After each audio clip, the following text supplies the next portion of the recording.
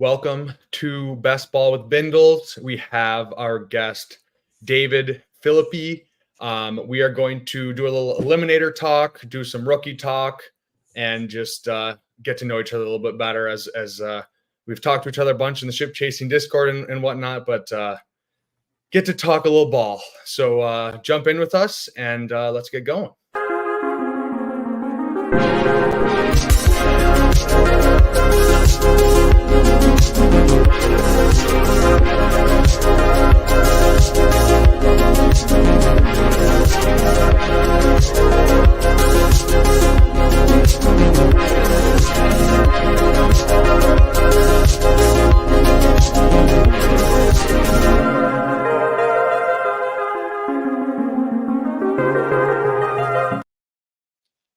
David, how's it going, bro? We were chatting a little bit before, and we were having some technical, or I was having some technical difficulties. But you know what? That intro music, it feels like we're on a stream now, ready to go, brother. It's yeah, I'm a big like during work, like I'm way ADHD, as you guys can probably tell.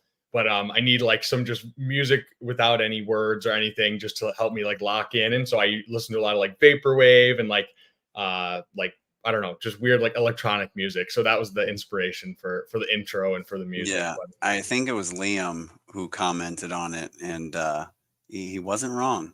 He wasn't wrong. Yeah, man, it gets the vibes going to start off the stream. So yeah, we were just talking before. You said you have been a sicko in all fantasy spaces. You said for a while now. You play Dynasty. You're doing some writing about Dynasty, and obviously very into best ball as well. So yeah, why don't you just give us a little bit of your background, so we can get to know you better. Yeah, let's just get going.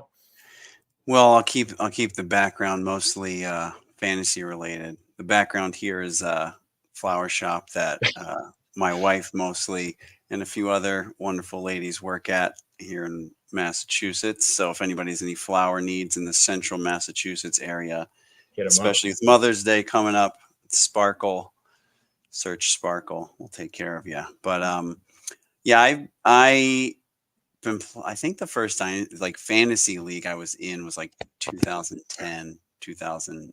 I think it was 2010, and it was a totally different world then. You know, like it's just in. I can imagine. This is like the fantasy that you could have had back then. But I definitely, it was like an 8-team ESPN league with a bunch of different like bonuses too. And I ended up like winning my first year, and I took, for somebody who might tend towards being arrogant anyway, I took way too much from winning an 8-team. You were hooked after that. I mean, now it's like the idea of winning an 8-team league. It's just like, nothing. If there was like an 8-team format right now on Underdog, like you'd be filling super fast. People would be like, oh, you know what I mean?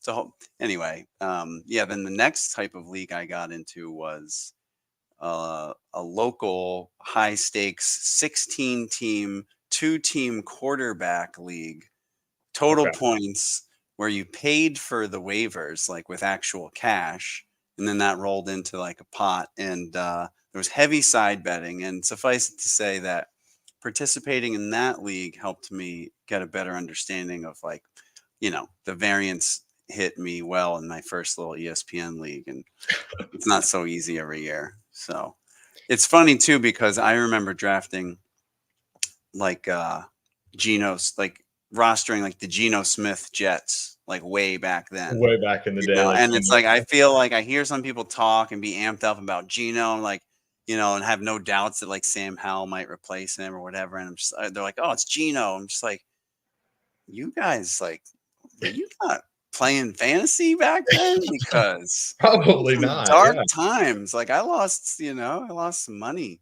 thinking that Geno could be what he turned out to be a decade or so later, So, but yeah, I started playing best ball not long after that. It was the MFL 10s.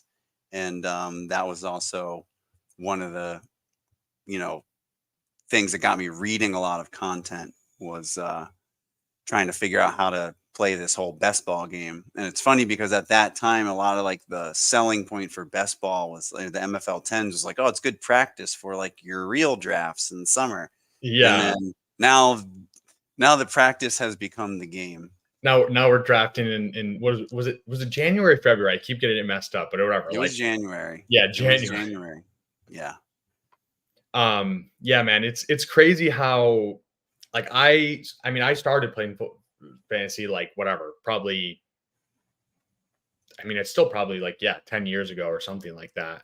But I just can't believe the level it's at now. Like even a couple of years ago, I was like, okay, like this is pretty crazy, but like I mean, Leg Up started right like a year and a month ago or something like that, and like they're just pushing out content now. Like it's crazy. Like just that even them, there's streamers popping up left and right. I had a few guys that have started recently as well on a couple times, and it's just best ball is a real thing. So it's really Monday was crazy to see the number of people that were streaming, and it's just like and the number of drafts that they filled, right away. Obviously it'll slow down, but yeah, no, it's totally like wild.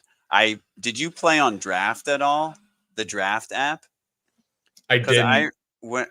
I remember I didn't play a ton, but I think I don't know how many seasons it operated for, but I think it was 2 seasons that I drafted on it.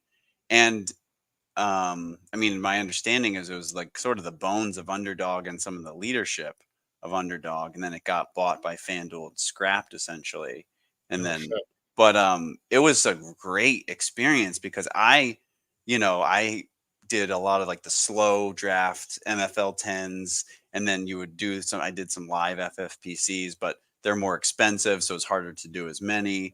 And then there was like the live MFL drafts, but now you had an app where you could draft best ball on your phone, and you're like, holy like shit, different prices. Yeah, and they're just like cash games. It wasn't tournaments, but it's just like, the accessibility of it and the good user experience versus like, doing it on your computer and something that looks like it was, spun up in 1999.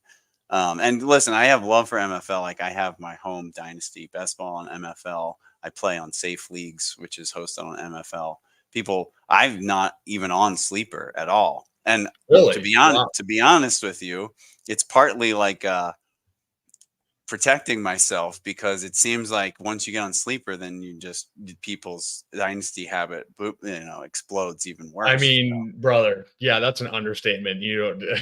We can get into Dynasty. Yeah, we'll talk Dynasty, but so both Dynasty and best ball, it's almost like Sleeper Dynasty and Underdog best ball have like made it so that people who are maybe a little younger, it's almost like this is what they associate with those games of best ball and Dynasty. Whereas for me, it's like I've played in like a bunch of different iterations. I think I'd like to think, of course, the old people, right, want to tell themselves like, but I've been around, I've seen, and that's like some form of an edge, but yeah, it's fun. It's fun to see it keep growing. And it's wild, I think, that there is this Eliminator format released already while we have no schedule, So. Yeah, I really, I did not play any back in my day.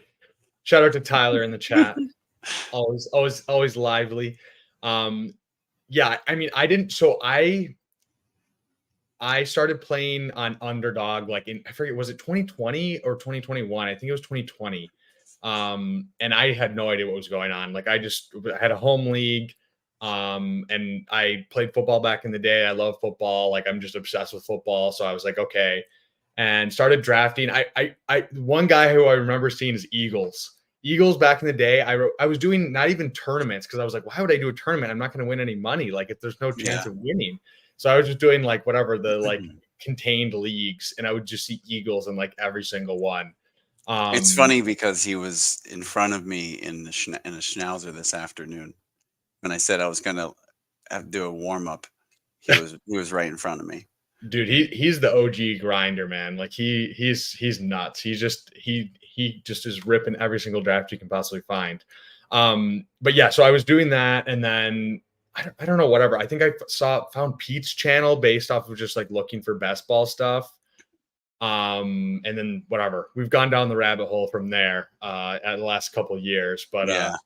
It's funny because I was out of it as far as best ball for the first 2 years of BBM, but I saw peripherally, I was doing dynasty stuff and adding some new dynasty leagues, but there's just, I mean, uh, there was a lot going on in life. We had just had another child born, and and again, it's one of those things where occasionally, I'll see a new thing on the fantasy horizon or whatever, and I'm like, it looks intriguing, but I'm going to leave it on the shelf for now. So I saw Pete doing some stuff, and I just remembered Pete from like lots of stuff from years and years before, both like more straight fantasy writing, but also, his many characters in bits. the different podcasts. Yeah, and the mans, and like, I mean, I remember the first time hearing him do like the mans on a podcast and like not legit not knowing if it was a real person or not.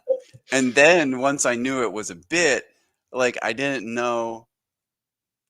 I didn't know how committed this person would be to the bit. But he saw it all through to this point, So it's great to watch. I've watched a lot of people like come up, and it's fun. It's definitely fun because people took it from not just like the fantasy playing part. Not everyone like Pat will win the real money. Some people some people have to some people have to create a whole content empire like Mr. Overset. So Pete was one of my big inspirations. Just whatever, trying to whatever you keep it. We want to be serious and we want to be informative, but like it doesn't have to be so serious all the time, right? Infotainment, yeah. Yeah. You got to hanging out with the dudes and slash Steph, the one lady in the fantasy space. Shout out to Steph. But yeah, it's just such a great community to be a part of. Ship chasing. I'm in a bunch of whatever dynasty discords. I'm an analyst in the Bulletproof Dynasty Discord, which is a super. It's Jacob. That's where I found Jacob. And there's a bunch of other super smart people in there. But yeah, just been very nice as I'm starting my YouTube journey. Just all the support I've been getting, including from you. So I really appreciate it. So you said you're not on Sleeper at all, but you are a big dynasty player. So you're on. You said MFL and FFBC. Yeah, well, MFL is kind of like the host. So I have a home dynasty best ball league there, and then I'm in a number of safe leagues there. It's like that's Safe Leagues is like the name of the brand, so to speak. I think you know what? I think I'm in one of those that I like. Oh, yeah? Rarely check, which I'm probably the worst, the guy that everyone is annoyed of. But yeah, that's I couldn't do MFL. I was like, this is just it's you youngsters, just like your brains are broken by like the old looking stuff. Distracted by it.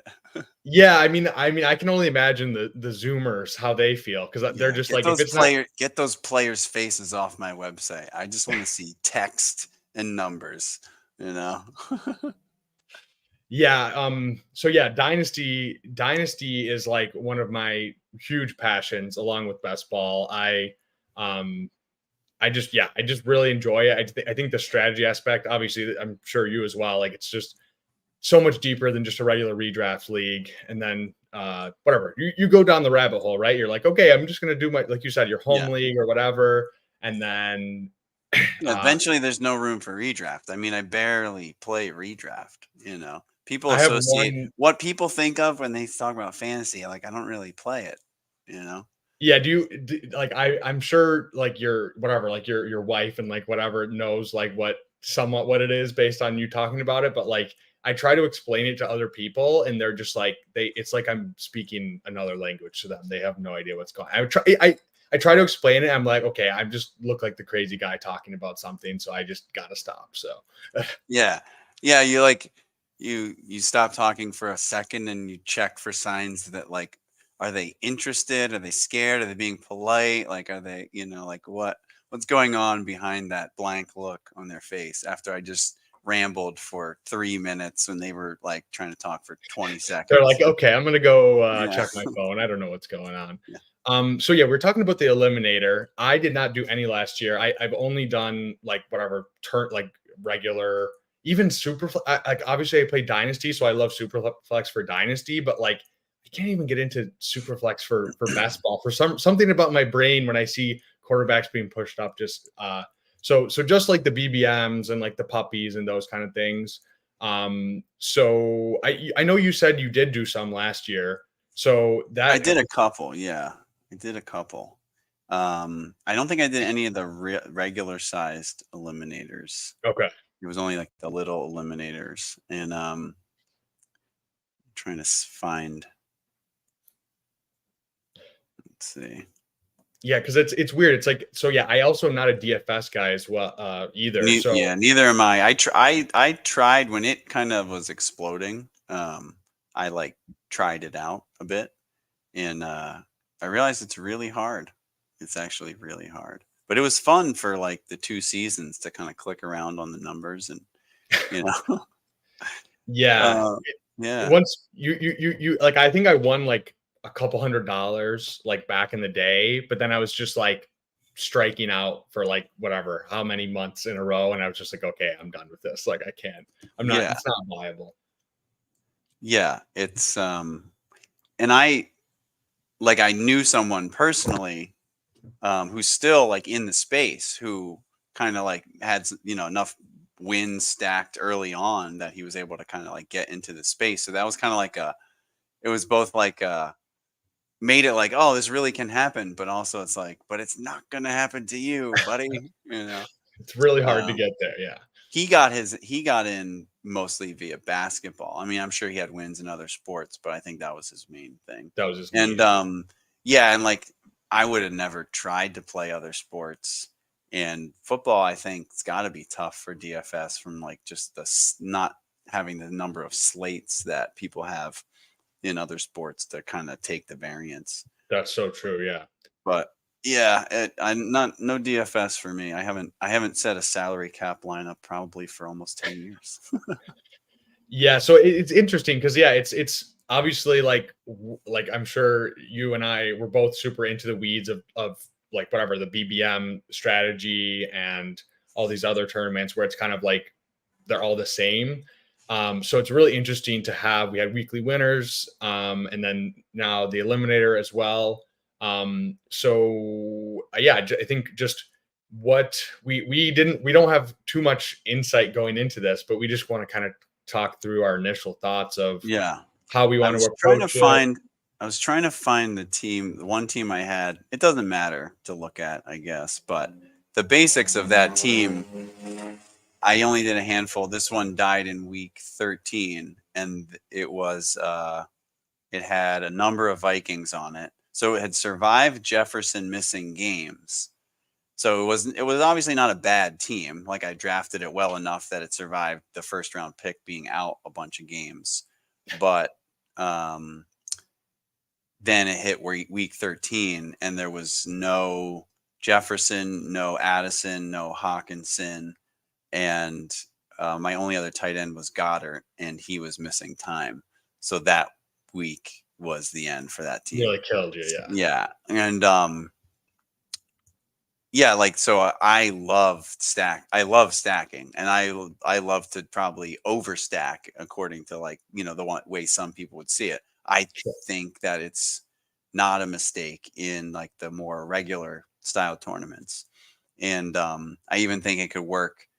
It did kind of work for me on drafters last year, but that's again it's the cumulative format, so you can take a bad week. I mean, you really can't that much in drafters.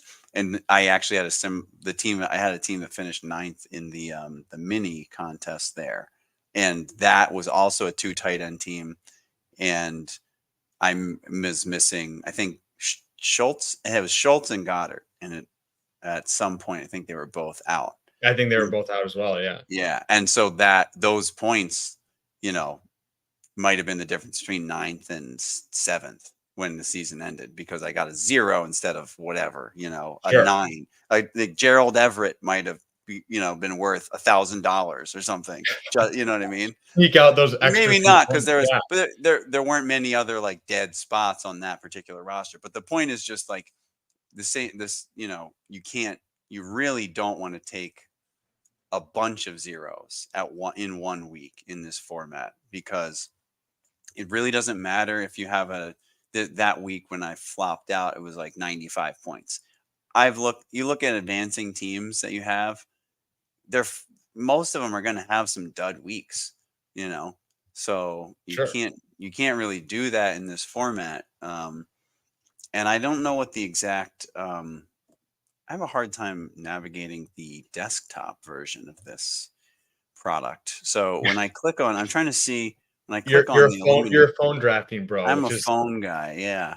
I But was too for years until maybe like 8 or 9 months ago. I was as well. So yeah, so I'm trying to see like how the cuts work. But I know in the beginning it tends to be like 8 of 10, or maybe it's like the first.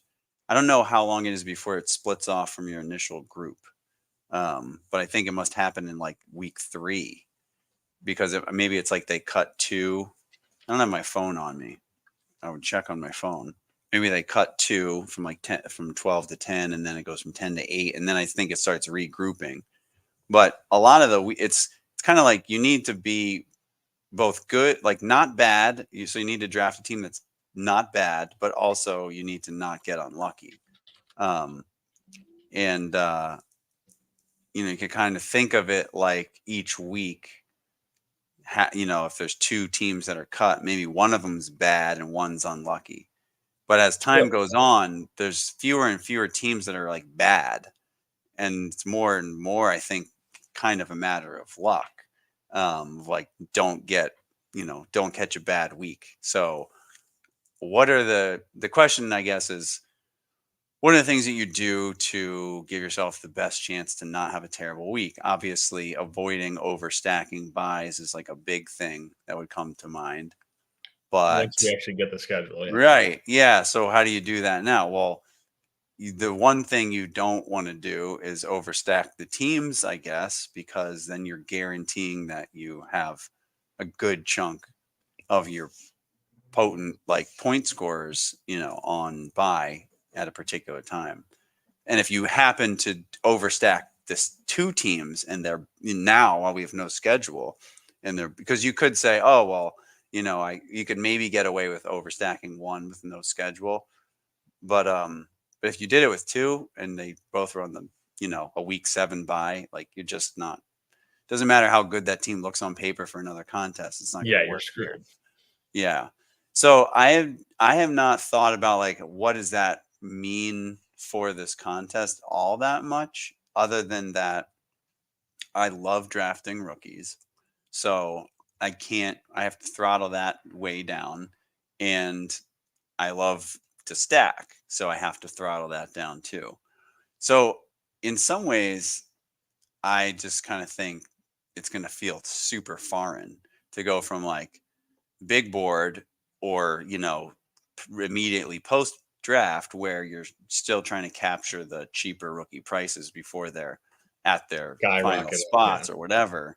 To go from that to this format, it's going to feel like, wait, I want to click this guy, but he's not a good click here. So I don't think there's Yeah, really any way to think through it other than to just do it, kind of. yeah. You wanna hop in? You wanna hop in one?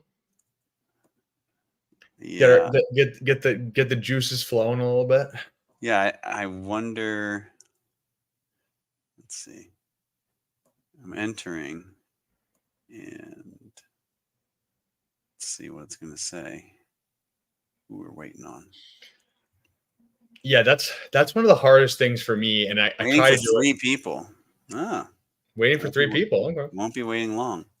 So should Um, I share the screen? What do I need yeah, to do? why don't you share your screen for us, and then we can rip it.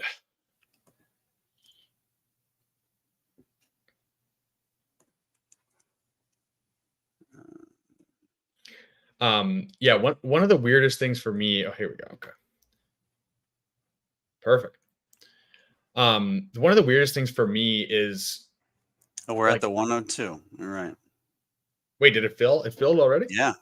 Oh shit. Film already. Okay, looks like 45 seconds. Yeah, one of the weirdest things for me, and this will be an exercise in that, is like I'm sure you've experienced it. Everyone experiences it. Like when you're just ripping off drafts, like you get into such a like you find cozy clicks in every range, and it's like I always want to just not like push back against myself. Like it's like when you're drafting with someone else, it's actually really good because you're kind of like pushing Yeah.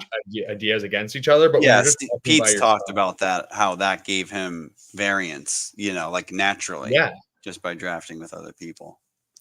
yeah, like so that's like one of those weird things where it's like, how do you do that? Like when you're just on your like no one's checking you, right? Like if you like this guy 5 picks ahead of ADP, no one's gonna yell Yeah. at you about it. But like trying to just go into it thinking about that helps a All lot. right, Okay, we're up. so Lamb, just slam Lamb, right? yeah, I'm down for Lamb. I'm never gonna pass up Lamb. I just they It's didn't. funny because you shared that Badge Bros Eliminator stream with me from last year, and I didn't realize it was from last season. And then it got to round 2, and they're like, "Do you want? Is it too much stacking to do Pollard here?" And I was just like, "Wait, what's going on?" Pollard, Yeah, bro. And I was like, "Oh yeah, that was a thing." Pollard, round 2. It was just a yeah, year ago. It wasn't even a year ago. It was months. I was so in on Pollard too. Like I just was like, it's I think we were just discounting how much like he was still coming off an injury, and then the way they were using him, they were just running him into the line of scrimmage every time. Which I mean, I guess we probably should have predicted based on how they used Zeke and whatever. But yeah, that was Yeah. rough. But I'm always into Lamb. They didn't add anything. It's just Brandon Cooks and Jake Ferguson, and then Lamb's gonna They added, come on, Dynasty guy. Ryan And Ryan Flournoy. Flournoy. Yeah, Yeah. No, I mean, I'm definitely gonna add Flournoy in some way, shape, or form over, whether it's in late rounds of rookie draft. I don't know if I'll have to draft him or if it'll be a waiver guy. he's been. I will give you a peek behind the curtain. I'm already in like 15 dynasty rookie Rookie drafts drafts. already, and yeah, I don't think he's been drafted a single time in the fourth Yeah. round. How many? What round did you say?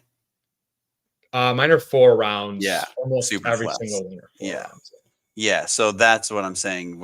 In those ones and in the FFPC, I don't see drafting him. But in the safe leagues, are 28-man rosters, but 4-round rookie drafts. I mean, Puka wasn't drafted in some drafts last year. Like there's going to be a ton of receivers that don't really fit, and some running backs that don't fit in 4 rounds that are, I'll be adding to the end of like bigger roster teams. So. Brees Johnny Hall at Wilson has 11. been not Brees drafted Hall a lot. lasted Yeah. all the way to 11. Wow. That's We had a Devontae Adams at the 8. Okay. okay. All right. That should push someone back to us. Yeah. Pushed Nice and juicy. pushed Brees to. This is, I think, the guy who won the Dog Bowl. Maybe.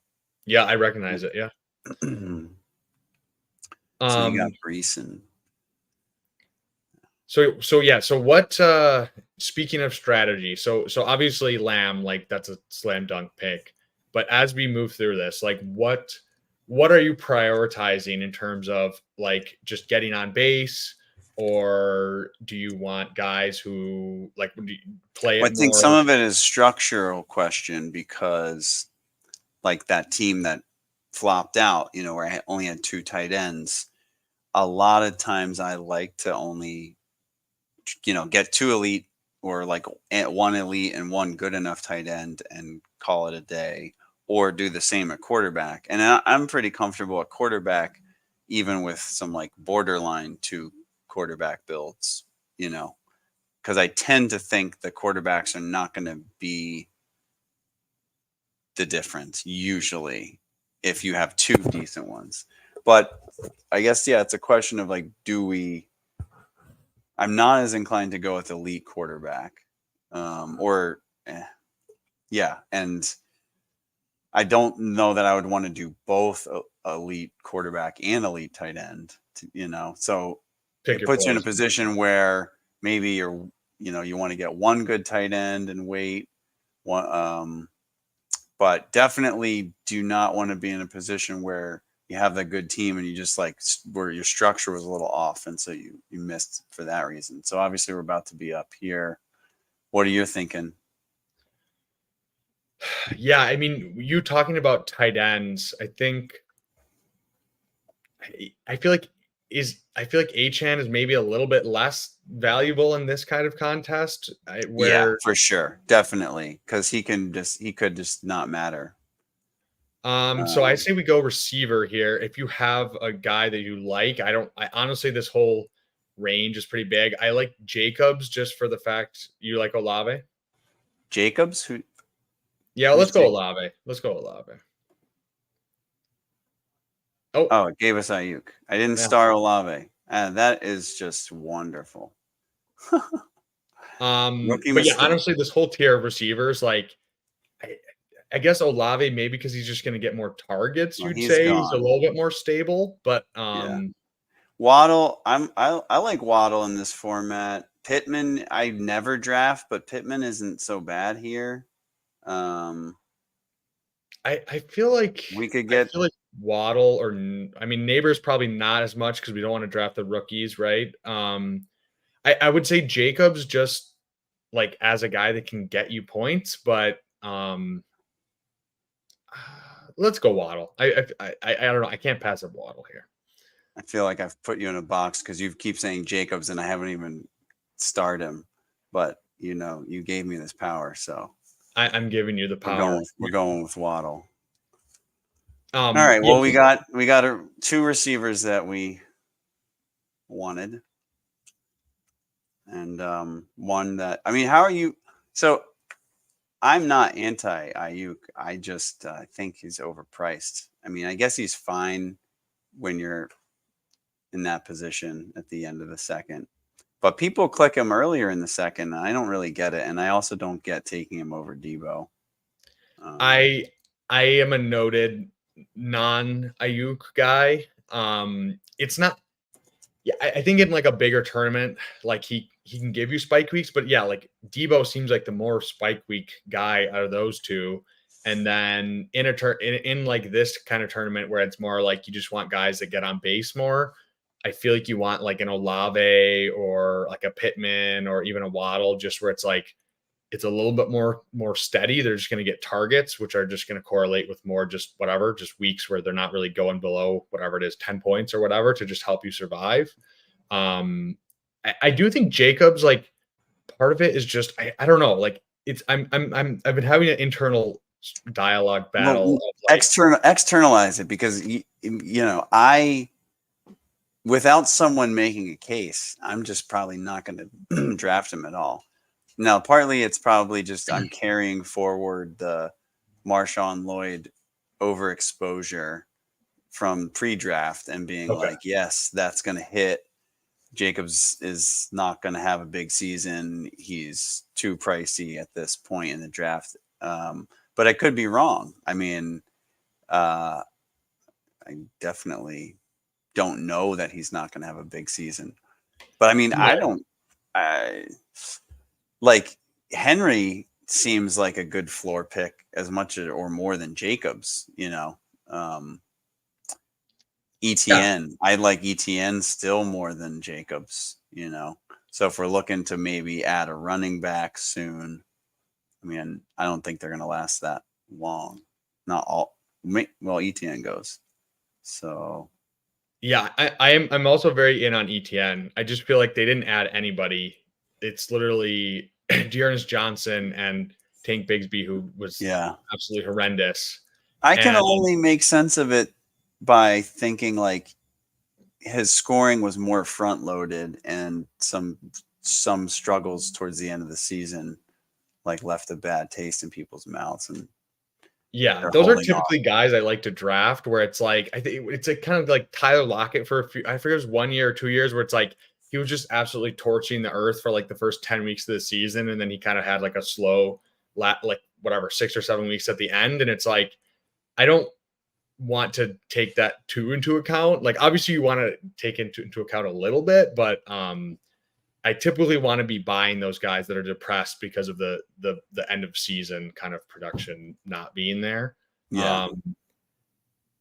Jacobs, it's more just the bet on the Packers just ascending even more with them just being so young, and it's that. Whoa. The Adams drafter just drafted Russell Wilson. Oh God, is this going to get tossed? Adriani. No, I mean, it takes more than stupid picks to get stuff tossed. Yeah, you're right. I don't really understand. And there goes Jacobs. I was going to say, I am definitely fine with drafting him at 411 if he goes all the way to there. This is far. Yeah. What is the ADP? 30? Yeah, I think that's what it said.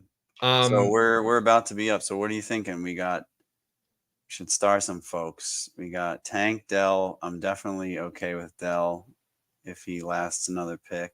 I really like Trey McBride, but that kind of goes into the strategy of no choice for McBride. We're on the clock. We got what other tight ends are there? Because I don't love these receivers. We got Andrews, Kincaid. I don't want to pick I don't trust Andrews to be there, to be available enough. Okay. Do you want to go? I mean, Keenan, he's a floor guy, right? Yeah, I was going to say Keenan. And I love drafting Caleb. So okay, we'll let it run out with Keenan. So what we got, that's a good pick, we're going to be up again. So what are we thinking for the next one? We have no running backs right now. James Cook is not a bad floor running back, I think. James Cook or any of these three are I think Ray Davis is putting too much fear into people about James Cook. Yeah, people are either way in on Ray Davis or they just are like, whatever, he's meh. So I think a little bit more on the he's just meh. Yeah. Tank, I mean, this is a value. Right? I was going to say, let's take Tank because he felt all right. And the good thing here is because we're going to be so strong at receiver, it makes it easier to take 3 tight ends if we need to, or 3 quarterbacks if we need to. Yeah, I like this is a very fun start. So we have what is it? Lamb, Ayuk, Waddle, Keenan, and then Dell. Yeah, we're absolutely pissing in an eliminator. I almost thought that was 6 receivers. It's just 5. They're so good, they might as well be 6 of them already.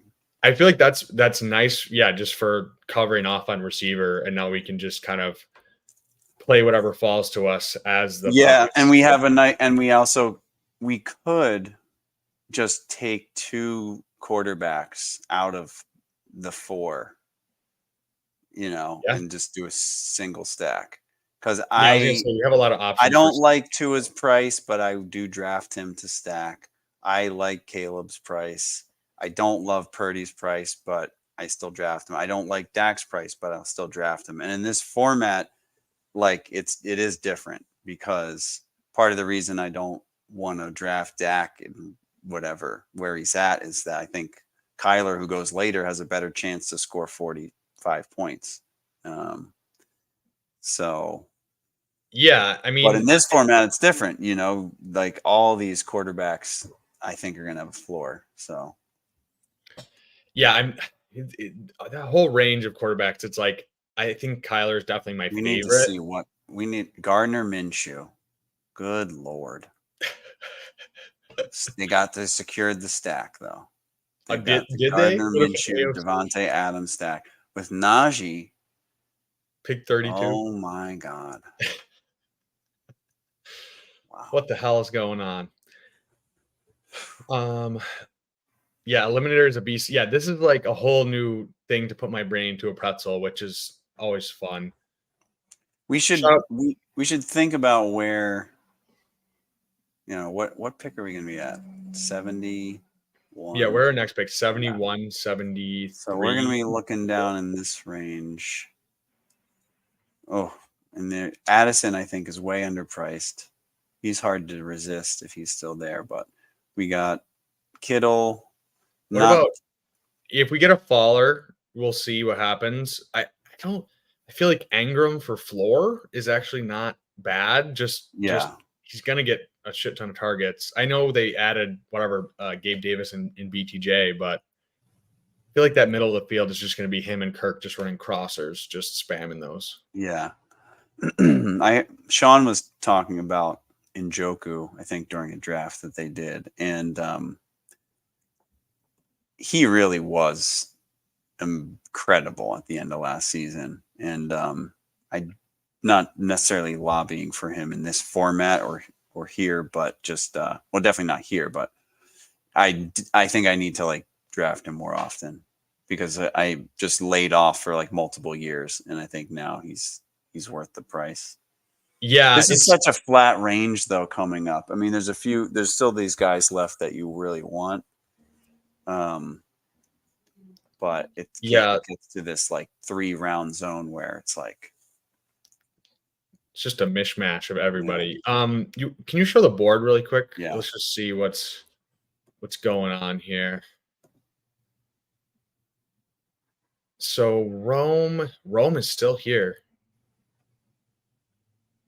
Doesn't seem. I mean, I guess if we could add him, but we already have 5 receivers. I feel like I feel like Penix. Oh my gosh, dude. An early Penix.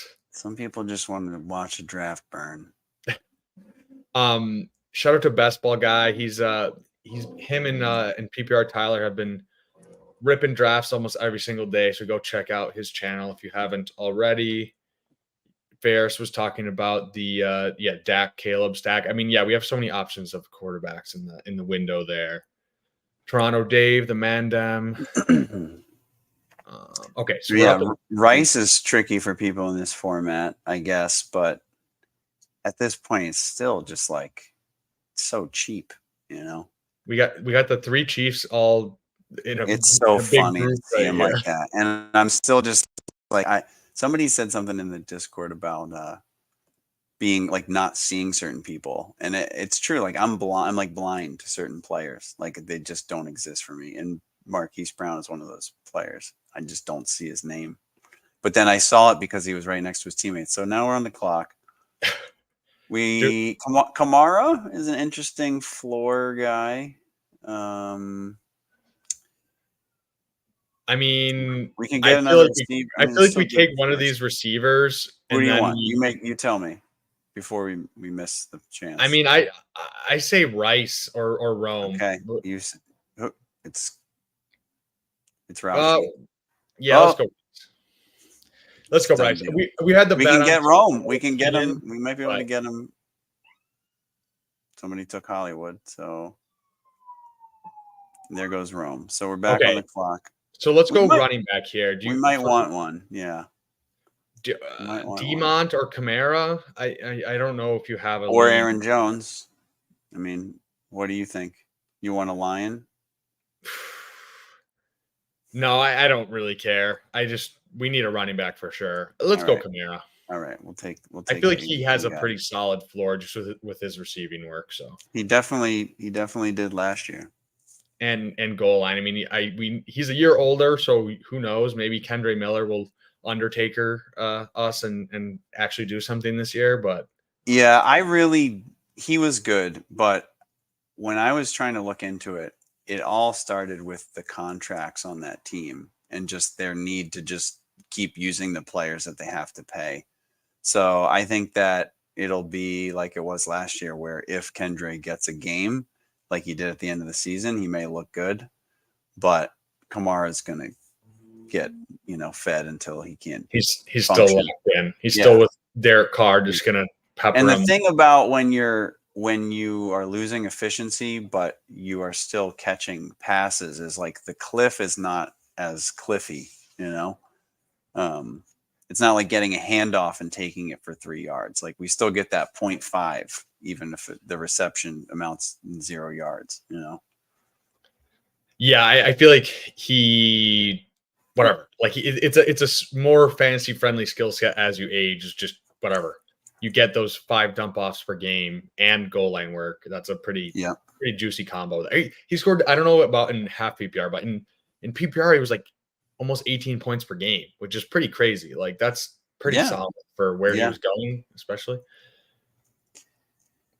Ferris is saying easiest 16 points per game player on the board. Yeah, I mean, I'm super in on Rice. I guess it's just you don't know if he's going to keep falling, but at that cost we got him. That's pretty crazy. Pick 7-1.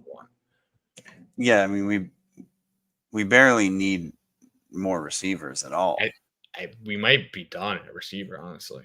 It's so hard not to click at least 7, though. When I look at 6 and I think like I'm done, there's always somebody later on. But a lot of times that's dictated by stacking, which is not the case here. Yeah, and we're obviously not working with much else any other position. So we're going to be heading towards the quarterback zone soon, and where I think we need to pick up more running backs. And we don't have a tight end. So, yeah, we kind of need everything right now. Our receivers look good, but everything else, not so good. Yes, urinary health intact. Ferg or Njoku, I feel like are pretty nice in this range. And then we have our quarterbacks. We can probably get 2 in the next couple rounds. Don't mind Swift. I mean, there's a lot of running backs here. Yeah, there are. Yeah, I feel differently about these guys in this format too. Like I see Connor, I see him differently here. Absolutely. White also, because I don't know how good they're going to be. Like maybe he doesn't get to score a ton of touchdowns, but I do think he's going to get used. Laughing about second round Pollard, but I don't mind Pollard at this price. I draft Spears later too. All these guys, Mostert, Warren, Brooks. I mean, Brooks is harder here for sure. Yeah, I was going to say Brooks, maybe not the format. But maybe he falls around, and then you're like, hey, why not? B-Rob, I like. Yeah, he gets a format boost. Singletary gets a format boost, I think. And then guys like Corum and Charbonnet are way less appealing to me. Yeah, the pure contingent is just like doesn't really matter in this. Zeke and Dowdle gonna Let's see, what's Adrienne up to? She's got a 4-2-1 going got her both Raiders quarterbacks. A cumulative 350 picks ahead of ADP.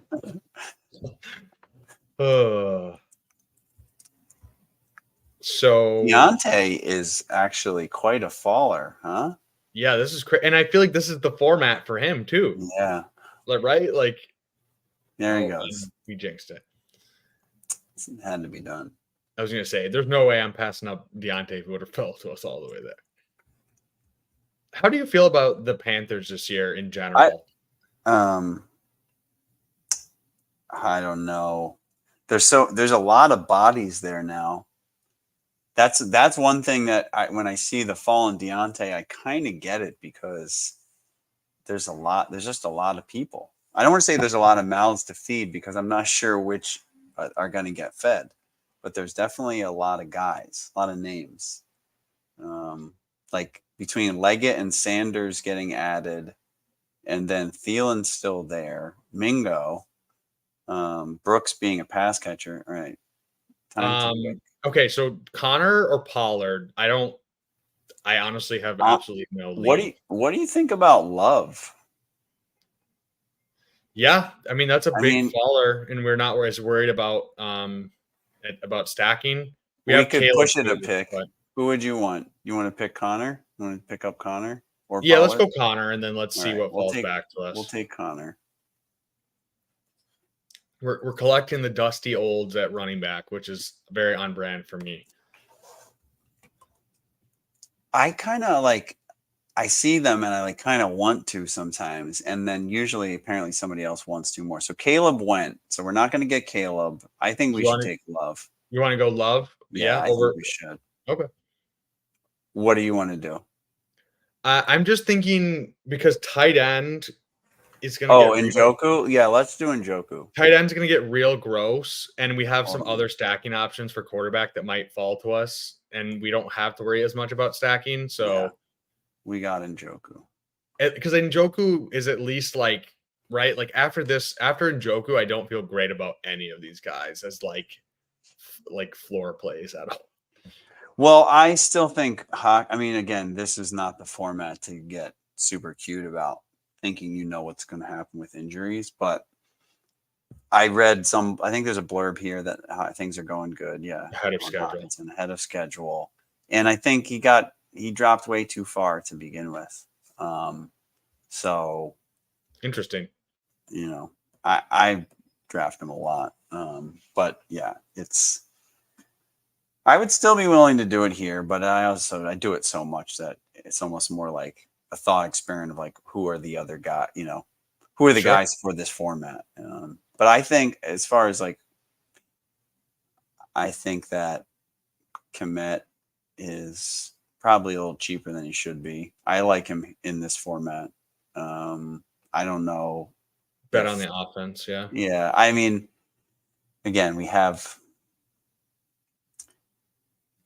it's definitely hard to see him having this. He's not going to have the same target share that he had last year.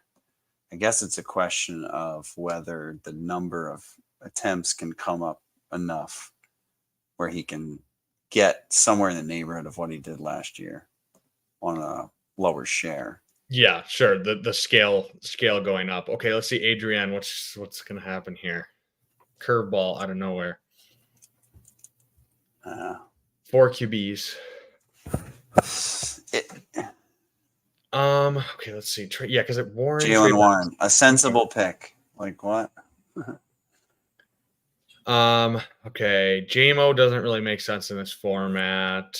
I still have a little bit of time before I think probably let's hit quarterback here. Let's see what falls to us. Quarterback. I think running back. Are you a Javonte guy or are you a not Javonte guy? Because that's like also a very polarizing guy. I wasn't really before, and with the Estime pick, I'm like even less so. So I like to draft McLaughlin. I wouldn't want to draft Javonte in this, I don't think. Because I think if you're drafting him, I mean, you're betting that he is drunk kids outside this shop here. There's bars right nearby. Friday night. Yeah. It's so funny. Like it's like they don't realize they're right next to each other. I really like Benson in BBM, but not so much in this, right? Like we were talking about with Sharp. See, and I had Purdy went, and I had starred him, but again, it's like the appeal naturally. The reason I starred him was because we had a Niner, but I don't necessarily think he's better for this format as like a floor play than like Goff. Later at the price, I would rather have Goff. There he goes. I was gonna say, I say we get one of these like 4 quarterbacks right there. And dude, Herbert, like I don't draft him like at all because I'm not like drafting. Who would I have drafted already to stack with him? Like McConkey or something? I don't. Yeah, McConkey's getting steamed up. Yeah. Is he even? I don't even know. Is McConkey around? He's long gone. No, he's going like 65 or something now. It's crazy. Yeah, that's crazy. Look, all these receivers that people aren't sure about sitting here. I mean, I say we lean into our edge. We took all those receivers early. I say we should probably take a 7th, but I think we can push it unless something just is very glaring that comes out to us. I think this is a quarterback pick or maybe 2 quarterback picks. I don't know. Or a quarterback running back probably. Yeah. I know. I'm fine with going Hawk. I don't know if this is. I wouldn't want to do it here for sure. Cousins, I guess scares you from a health perspective. What are you thinking on quarterback before we talk ourselves out of time to pick? I'm fine with any of these 3 right here. Tua, Trevor, Herbert. I think they're all probably Herbert, honestly. Well, we could wait on her. I mean, Yeah, we can wait on Herbert. So yeah, let's see. Is there a running back that we want? Yeah, Are we let's just see. are we trying to get 2 quarterbacks here or just one? Ugh, I don't really love this running back range. I Oh boy. mean, how do you I feel do about think no, I mean Chase Brown, Spears, either one of them. you want one of those guys? What are you thinking? Yeah, let's go one running back and one quarterback. Who do you want? If you like Chase Brown or Spears, yeah, Chase Brown is fine with me. All right, we'll go with Chase Brown. Shout out to Davis, with his 4 trillion% Chase Brown. Okay, so then quarterback, I don't really have a preference. I guess Herbert. I mean, we have the Waddle. You We have want to Waddle. go? So yeah, We have Waddle, so we could go with at least having that one stack. yeah, let's do that then. There's a part of me that thinks we're all gonna feel real dumb about Justin Herbert like 5 weeks into the season. I think we've reached the point because I don't know who was saying it, but yeah, like they want to run the ball, but their defense is probably going to be so terrible that like they're not going to be able to do that in the second half. Like they're going to be down by 2 touchdowns. You can't run the ball every single time. So Yeah, or they're gonna have. I mean, they have to score points with Pat Mahomes twice. You know, there's other teams that score points that they're gonna have to hang with. So, yeah, he's too low. I mean, I don't know where he should be, but I just see quarterback 17 and just like that's too low. When you scroll back, I mean, look, and you scroll back and you see this 395.8, and they're like, that's quarterback 17. I mean, it's still the same guy who did that. You know, he wasn't playing with such an amazing group of players that it's like accounted for by other things. You know, he did that. You know? Yeah, it's like you have the angel and the devil on your shoulder. Like, okay, he's really good, but the coaching and just like the like how many pass attempts are going to be, but it's also like if you have Justin Herbert, even if you want to run the ball, like you're probably going to pass the ball more than you quote like want to, right? Like just because you have that elite talent, and if your defense is bad too, I feel like it's going to look real stupid. Yeah, I agree. I'm also like worried about being part of the carrying the meme of Harbaugh just running the ball endlessly, like just a bit too far.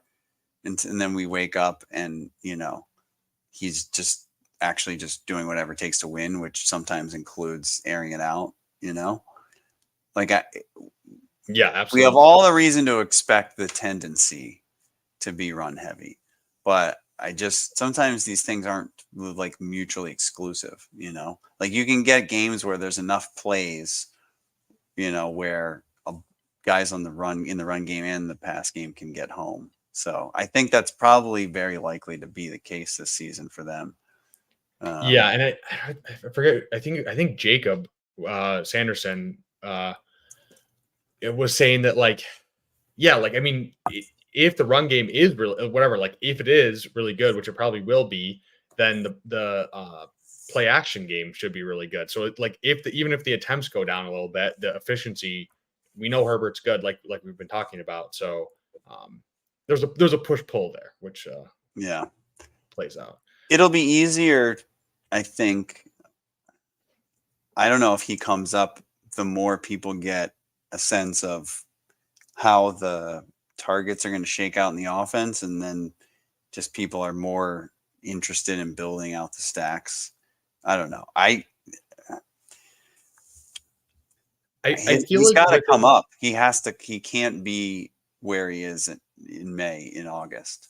It just won't. I feel like with at least McConkey going ahead now, where it's like he'll get pushed up even like just whatever 5 picks, 10 picks, just because someone will want to be stacking with him. Whereas before it was like Josh Palmer, or you don't know who the hell it's going to be, right? You're just playing rookie receivers and hoping it's one of those. I guess people were doing it with Neighbors and MHJ a little bit, but I feel like that's a weird thing that like we don't like, you don't realize how much of that like that plays into it too, where you're just like, if they don't have anyone ahead to stack, people are just gonna push it.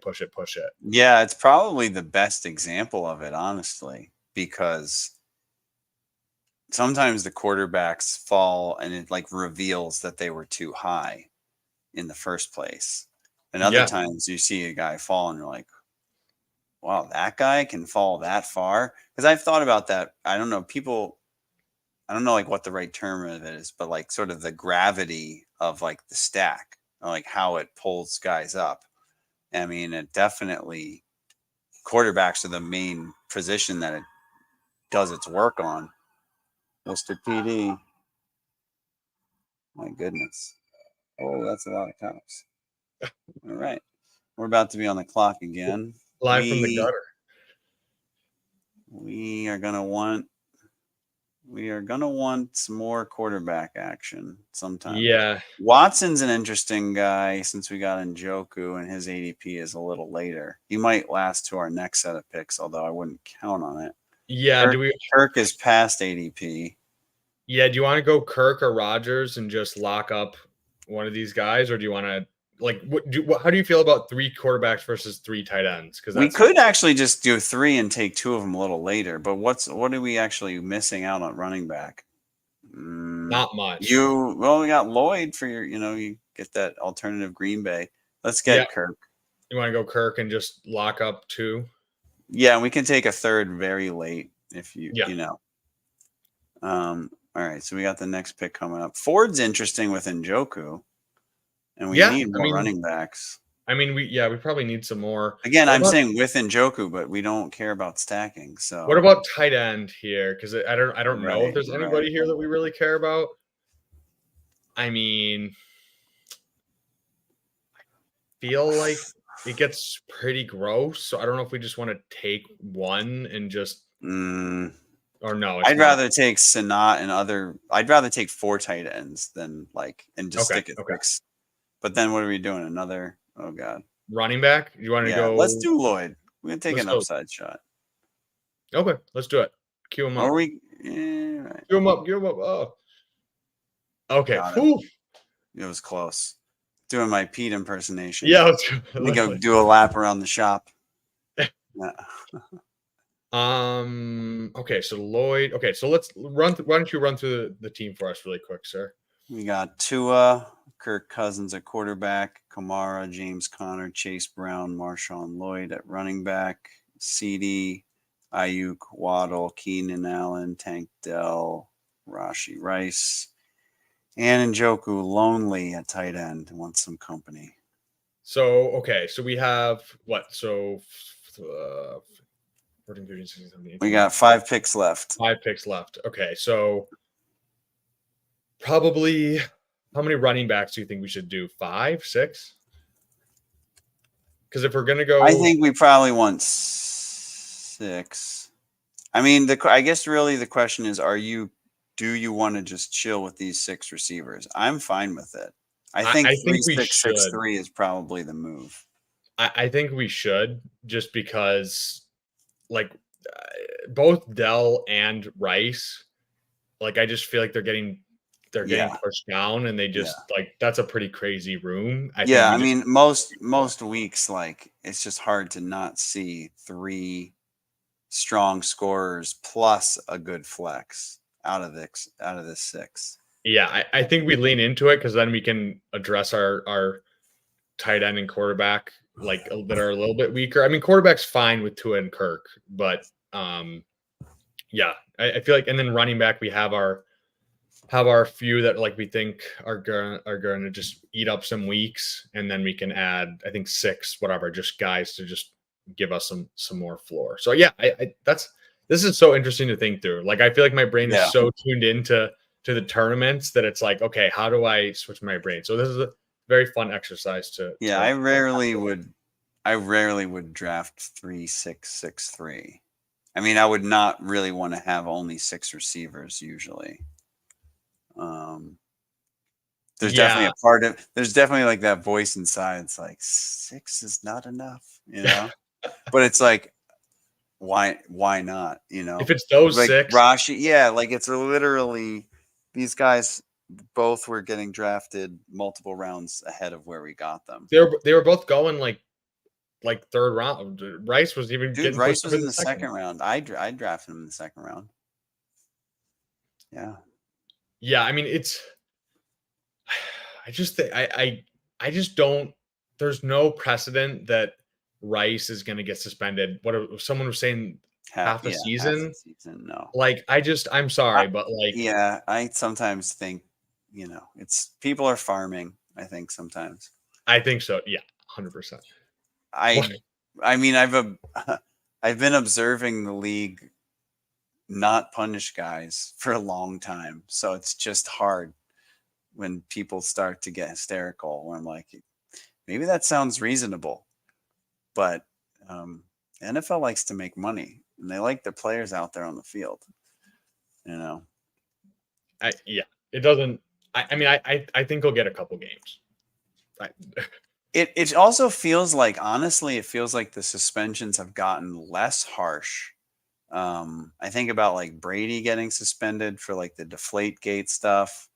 I don't remember the specifics of Zeke suspension, but I feel oh like yeah, that was weird. I think I it drafted was him like a that year. six. I think it was like, was that 6 games? Yeah, it was Or like was it six like, games. Yeah, was it, did he serve 6 games, or was it like it was six appealed down? But that's the thing too, is like maybe they give him an 8 game suspension and next year, and then he appeals it and it's 4 games. So then like the guy who says in May of this year or April, like, oh, he's going to get suspended half a season, like next year he goes, well, I told you, because like initially an 8 game suspension gets handed down, but whatever, yeah.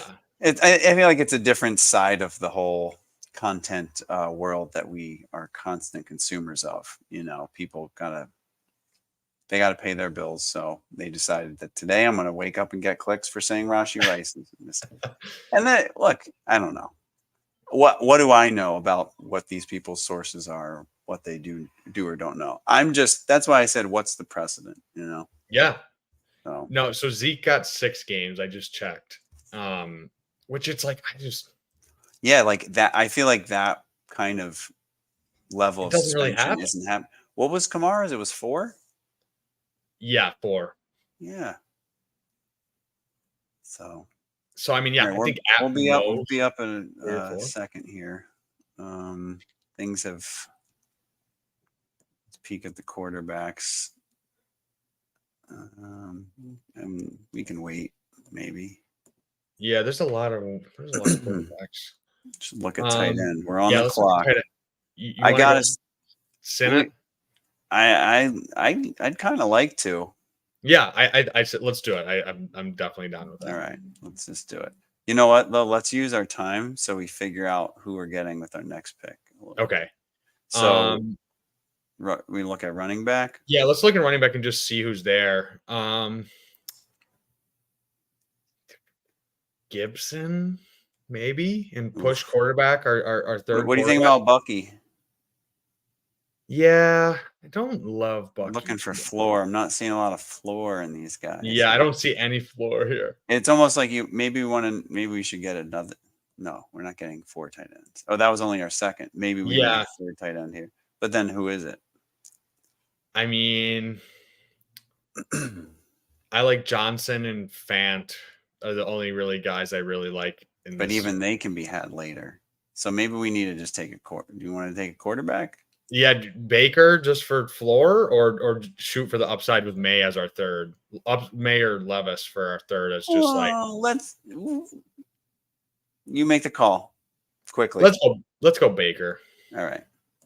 Let him bake. This is just the most just mid quarterback room. It really is. It's like, do you want to get that guy upside? No, let's take the value veteran. Yeah. It's gonna come back and we'll be like, wait, these guys are just all just very mid. And Baker? Baker on the Rams was my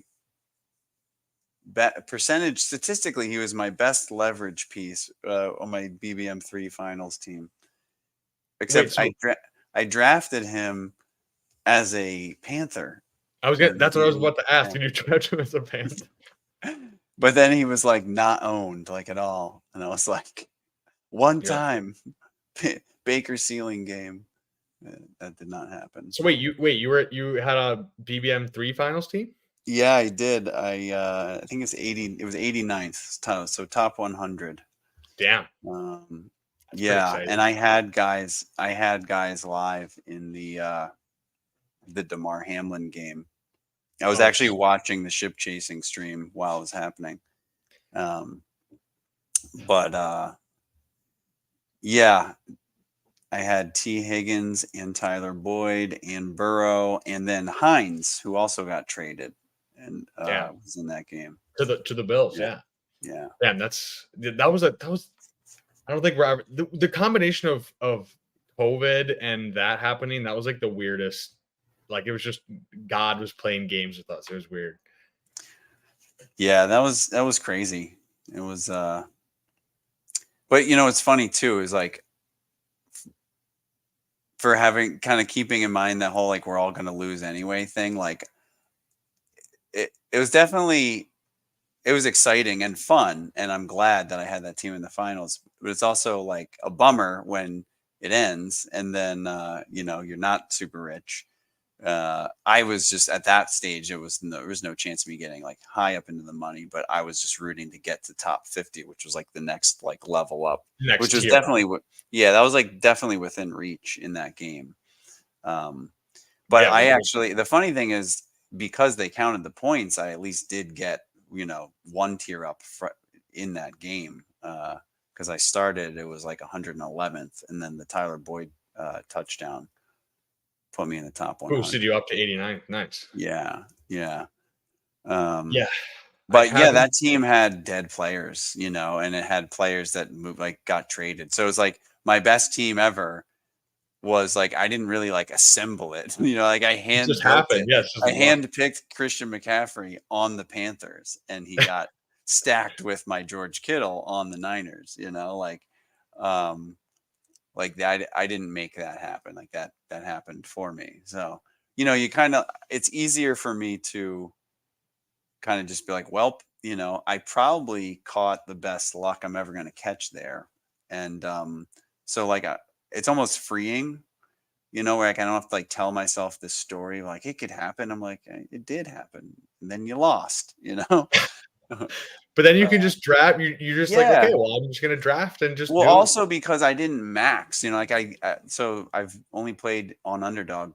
This is the third season, but both last year and the year before, I only did 18 BBMs. So I Okay, got and into the you had a finals. final team. That's Yeah, I crazy. got into the finals on 18. So it's one of those things where people like are freaking out about, should be single entry or like, oh, I can't max enter.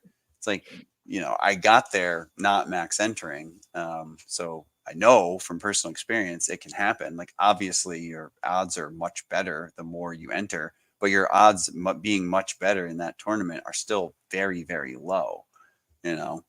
Um, I think I did 50 last year, and I didn't have any finals. My co-host on Tuesdays, I'll coach, yeah, he finished 15th, and I right. think he did around like 35 or something like that. So like he got super like Yeah. the luck was just on his But side. that's the And it thing. It's was like the difference in luck between like doing 18 and doing 150 isn't necessarily that huge, Just like boost your tiny, tiny, tiny percent like to like a it's slightly already less so miss. low anyways. Yeah. Yeah. All right, we're gonna be up again. So we'll close the storybook on BBM3 here. All right. What do we got? Um I've so got we have three quarterbacks now. yeah, so we don't need that tab. We I want think running we're done back at or tight so end. running back and tight end, right? Yeah. So definitely not Keaton Mitchell. What do you think about Conklin or you said you like Fant? I like either one. I mean, I'm a fan guy, but this I don't. Yeah, I'm fine with Conklin and with Rogers. Wait, do Um, we have one tight end or two? we have two. Okay, let's go. Let's go, fam. Yeah. So now we have a third. So we took Okay. them a little. All right. So So so we need it's running running back back. now to close it out. We're on the clock. So who is our floor running backs at this point? Keep scrolling. Let's just see who's even because at this I point, like picking Damian Pierce. I think he's gonna end up scoring I'm a big points. Foreman guy, but I don't know if that. Let's Foreman. go Pierce. Let's go Pierce. I'm fine with it. I think We got Tank. It's a tiny little stack. We're going to get a receiving touchdown and a rushing touchdown, one or the other in every game. That's the goal here. I mean, Joe Mixon, like, I think Damian Pierce I think he's still a good player. It's just a weird, like, fit last year. They brought in what it was like a 7th round picker. I forget who the guy's name was. I picked him up in some leagues in Dynasty, but it's like I still think Pierce is the 2. So good offense, ascending offense. I think it's fine. Yeah. So we're gonna have one more pick. We got lots of time to decide on our final running back, or lots of time to talk ourselves out of taking a 6th running back. It's pretty uninspiring. I mean, Kamara, Connor, Chase Brown. It's not terrible. It needs a 6th guy. I think we definitely need a running back because the receivers are so good. Like you can't. There's nothing we can add to them here. Like the receivers because we don't know who the Puka is. You know. The tight ends, I feel pretty good about those 3. Like Njoku kind of is our floor play, and then Sinnott the upside shot and Fant upside shot. Why don't you go through and queue up some of the running backs you like, and then let's do some battle with the running backs that we like in this 18th round. Well, okay, so now it's the thing. This has to be the upside pick, right? Because we've built this whole thing to just not die. But eventually you need to be good, right? Eventually you need to actually like have something come out of nowhere. So who's the pick? Who's the running back with like the most upside left? Just straight up. Who? Ferris is saying Shipley. Does he beat out Gainwell for the number 2? That could be. Listen, you don't. This is like my most drafted player in pre-draft. Shipley. So, yeah. So you don't. He gets a star. Whoever made the comment, he got him in the queue. So yeah, I like Shipley. Who do you like? Who else do you like? Shipley. I liked Foreman. He went. Keep going. For going for upside, yeah. I mean, it probably it. Well, he's gone. It probably was Shipley because. I mean, Estimate. Our friend Dylan is gone. Estimate, maybe. I don't know. I think there's too many of them guys there. Between the Javonte, Jaleel, and Estimate. I mean, I like Keaton Mitchell. He's definitely not gonna ever seize a whole backfield. Vidal's got to be gone, right? Yeah, I think he's going way early. Hey, look at all these Baltimore running backs: Justice Hill, and they drafted Rasheen Ali, Jawar Jordan. That's who you're talking about. I mean, all that time, and we still don't know. I mean, this is terrible. Boston Scott. I think we have scrolled enough.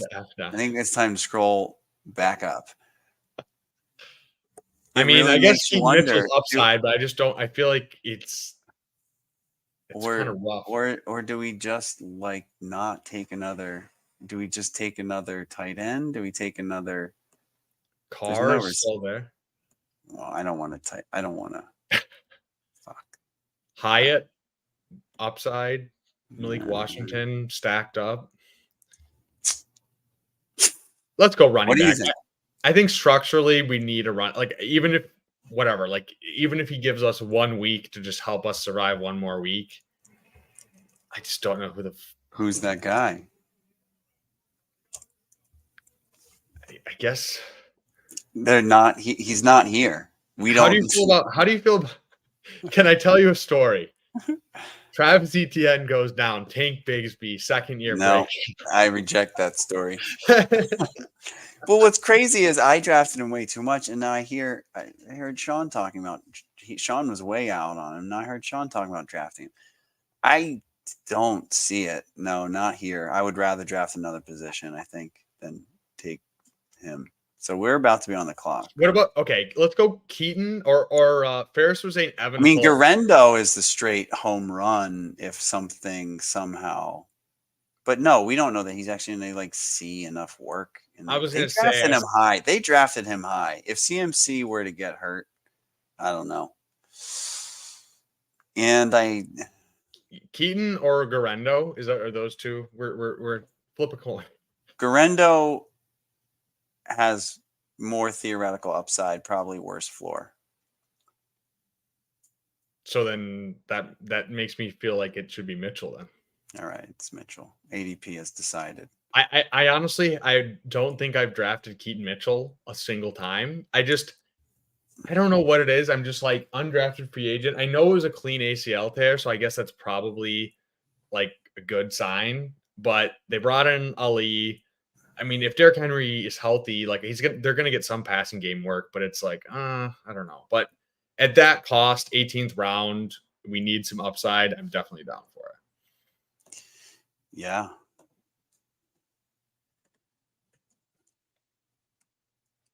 Yeah, is he better than Elijah Mitchell? I mean, I don't even know if Garendo's going to make the team. He's going to make the team. I say that, and now I'm trying to think to myself, when did Joe Williams get cut? Because Joe Williams was drafted right around the same range of the draft where Garendo went. And we interpreted that as meaning something that it obviously ended up not to mean. Yeah. I mean, I don't know. It's just like they still have Mitchell. I know Jordan Mason isn't anything amazing, but they still have Jordan Mason, and they drafted Garendo. It's just like, who is even right? Like, who is it even? If maybe Mitchell has a good like return timeline, and then he, whatever, maybe. Yeah, the trouble with Mitchell is, to me, it's not the injury, because last year, he was doing what he was doing, breaking out. There wasn't Derrick Henry there. And they did add that dude from Marshall. Yeah. So, it's like if Henry goes down, right, which is probably a precondition to the best scoring possible for Mitchell, you still have some kind of weird committee. Justice so I think Hill, Ali, you're still kind of playing for a scenario where Mitchell is getting only some of the work, but you're playing for that explosiveness and that's true. Getting some points out of this guy who other guys in this range of the draft, they don't have that ability to hit the home run. Yeah. I mean, hence why I haven't drafted him. But Mitchell, Pierce. Yeah, I mean, the Pierce thing is kind of an enigma. It wouldn't surprise me at all if he bounced back in a major way and he's more like a, 8th round pick next year, just because he's like usable committee guy or something. I mean, I think the talent is still there. It just was like a weird, like Devin Singletary is like the weirdest thing. He just like coaches love him. He just doesn't make mistakes. It's kind of like the Kyron thing where he just like, is he actually good at one thing, but he's just like not bad at anything. So it's just like that keeps him on the field. And just Pierce is probably right, like probably like more talented from like a overall standpoint, but it's just like he kind of doesn't know the system. And yeah. Pop back for a second. Who's a Devo? Seriously though, everyone's talking about Tank again, but Jacksonville was playing Johnson more at the end of the season. No. Well, also, I mean, they drafted Keelan Robinson, right? Like I think they drafted him. He wasn't a free agent, right? From Texas. You know what? I'm very tapped in. I've been like, you're talking about Flournoy. I do not know who that is. Keelan Robinson is a Longhorn, so he was behind Jonathan Brooks, but older, I think. When did he get drafted? Fair says 167. Oh, okay. He didn't get used much, but he tested really well.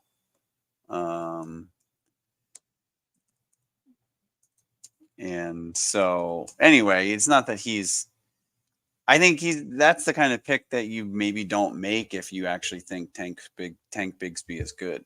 So yeah, it's just another. It's not like, I mean, don't get me wrong. I'm sure somewhere along the lines in Dynasty, Keelan Robinson will find his way onto my roster, but I don't think he's actually going to like be anything per se. It's more just like there's another body in this backfield. If you're looking for a story where Tank Bigsby is going to like do much, you know.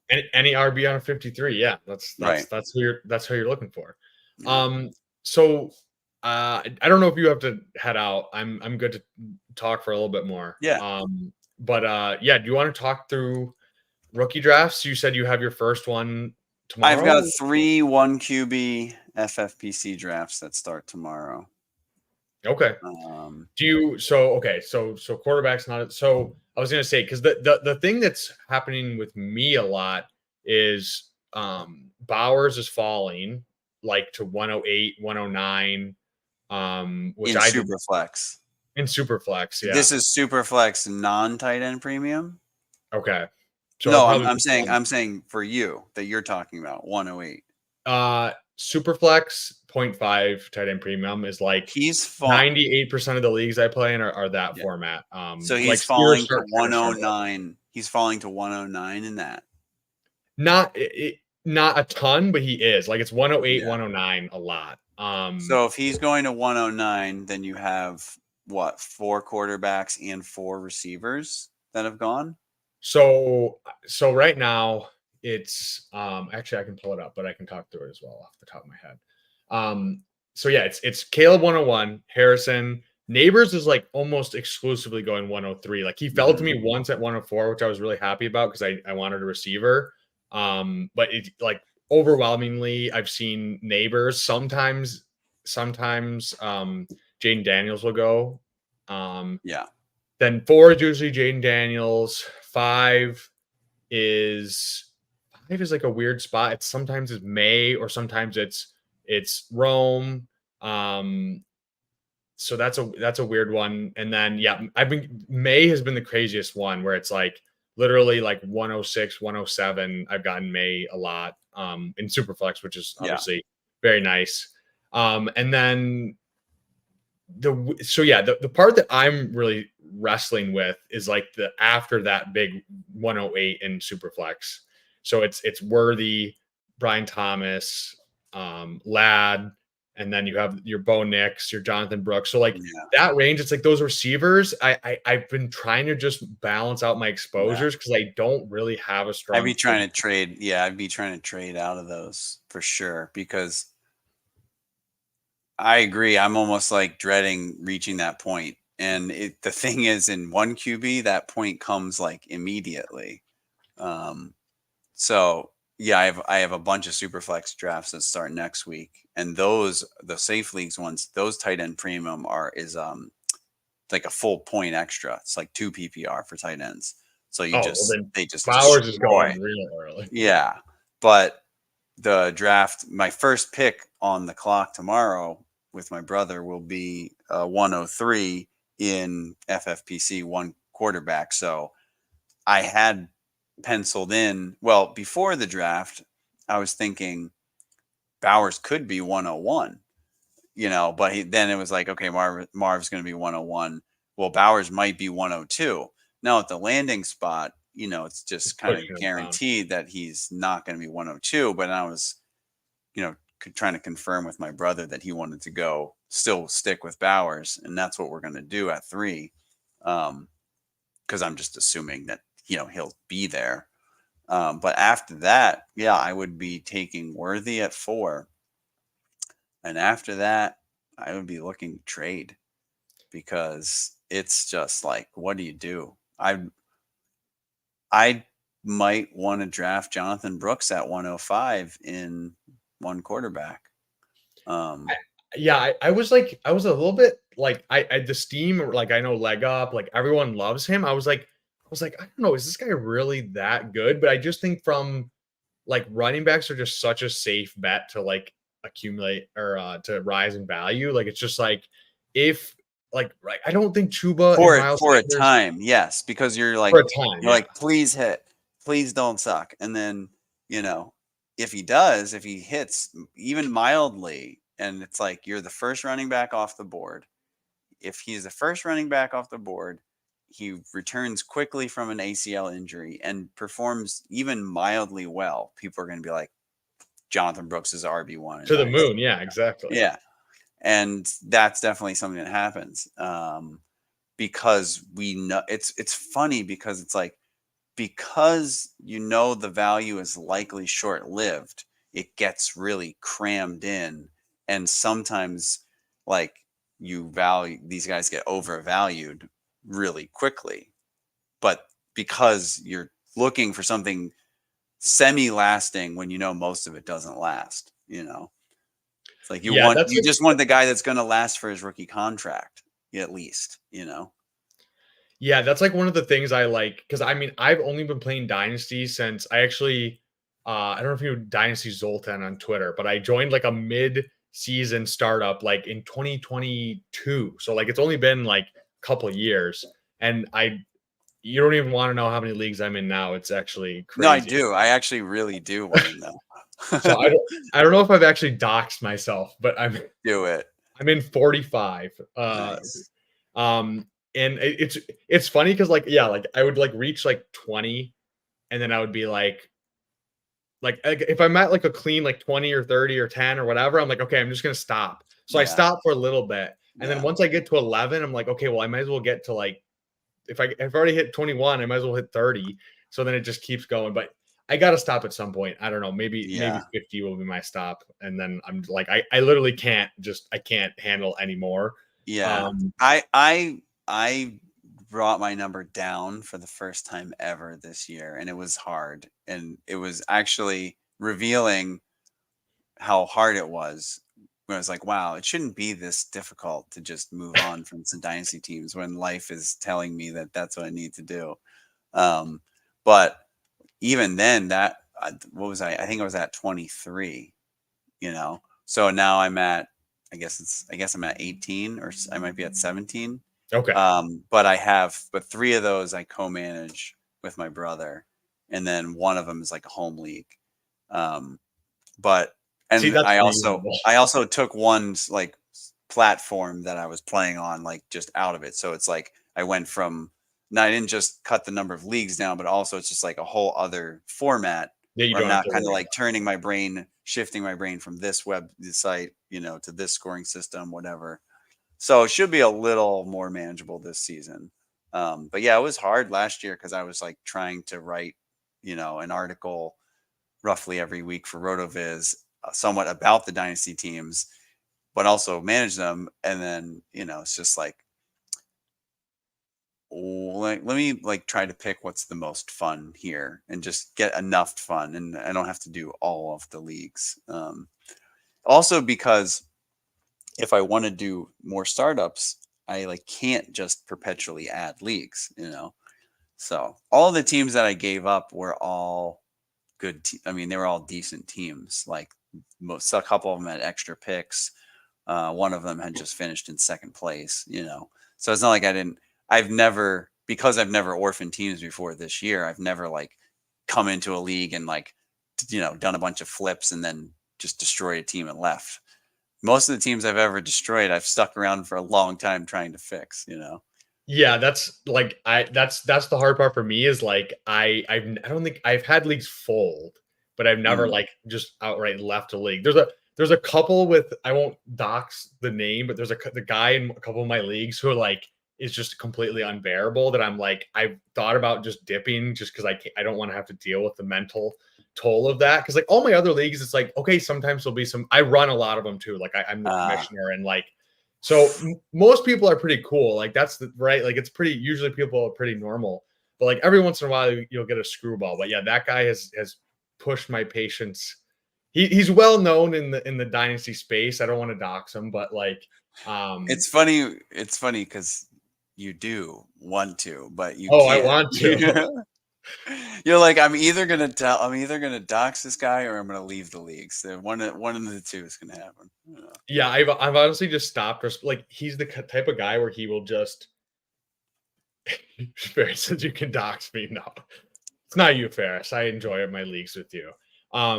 But yeah, he literally just will send you offers, but like just it's literally like it's incessant. Like it's just crazy. Yeah. Like it's literally like, and you're like, dude, like what?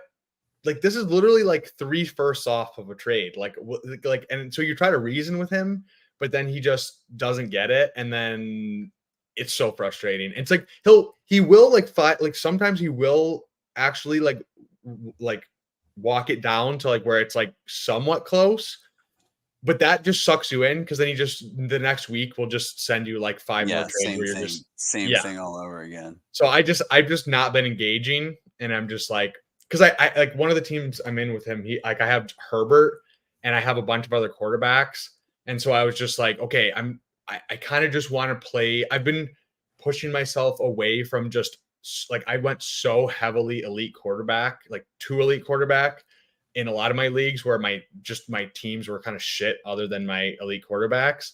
So I've kind of been like walking it back where I'm like trying to whatever, just be like, okay, one elite quarterback, just cover off my quarterback or my super flex spot with a couple other guys. And then, so whatever, I was trying to trade him for like Herbert for Lamb, basically straight up, maybe a little bit of juice on either side. But I'm like, bro, like this makes sense for your team. It makes sense for my team. Like, why do you need to just tic tac me? Keep doing it. So yeah, that's my rant. But yeah, don't. Yeah. I would say if you have someone like that, leave your league. I just have I don't want to leave one league because then I'm just like, okay, I broke my streak of not leaving leagues. Yeah. But yeah, No, you should definitely leave them on your own terms, not because like of one annoying person, yeah, But yeah, I mean, funny stuff happens in dynasty leagues with whether it's the trade offers or the comments that people make or the stuff that people post on trade bait or whatever. It's definitely a whole other element to the entertainment factor. A lot of times it's not entertaining. A lot of times it's annoying. But like you said, you get sucked in. So you're like annoyed and frustrated, but that's what keeps you. standing That's what there keeps in you my in. kitchen looking at this bad trade offer instead of finishing the dishes or whatever, like it got my attention, it worked. And also you see sometimes that people probably repeat the behavior because they have success over the long term of spamming out junk, and eventually, you only need a couple of those to hit every so often, and you can just kind of build off of that. Now, here's a better strategy: like make good offers, be a good league mate, and like work it that way and get some good deals done, not just by spamming people. But there are definitely moments of like FOMO when you're like, oh, that's all I had to be doing to get that deal. I just had to be throwing out junk, and like I could have gotten, because the other side of there's basically like it takes two for this thing to work. There's the manager who's like, okay, like, and they just accept something that what everyone else is like, no, why? And then there's the guy that's like, sending the spam offers, So we have to educate, I guess. That's it's so funny. Like it's like it's weird because you think about it from like a habit perspective, or like I don't have kids or anything, but like teaching kids or something, it's like they're getting rewarded for this, so like they're not going to Yeah. stop doing it. Like Yeah. if you're getting a reward for something, why would you have no incentive to ever stop? Like if you're getting trades through, even if it's 1 out of every 20 trades, he's going to keep doing it. Yeah. So yeah, I mean, and it's I've experienced it a few times with people where they're just like not nowhere close to that guy, but like a few times where I'm like, okay, like you only want to trade if you benefit by a first every single time, and it's like, Yeah. okay, maybe that will help you, but in the long run, is it really helping you? Probably not. I get frustrated when you try to be like decent because you communicate like why you're rejecting something or like where your team's at, kind of like you try not, maybe don't give a lot of detail because like you shouldn't need to, but you're kind of just commenting on what you perceive as self-evident when you look at somebody's roster.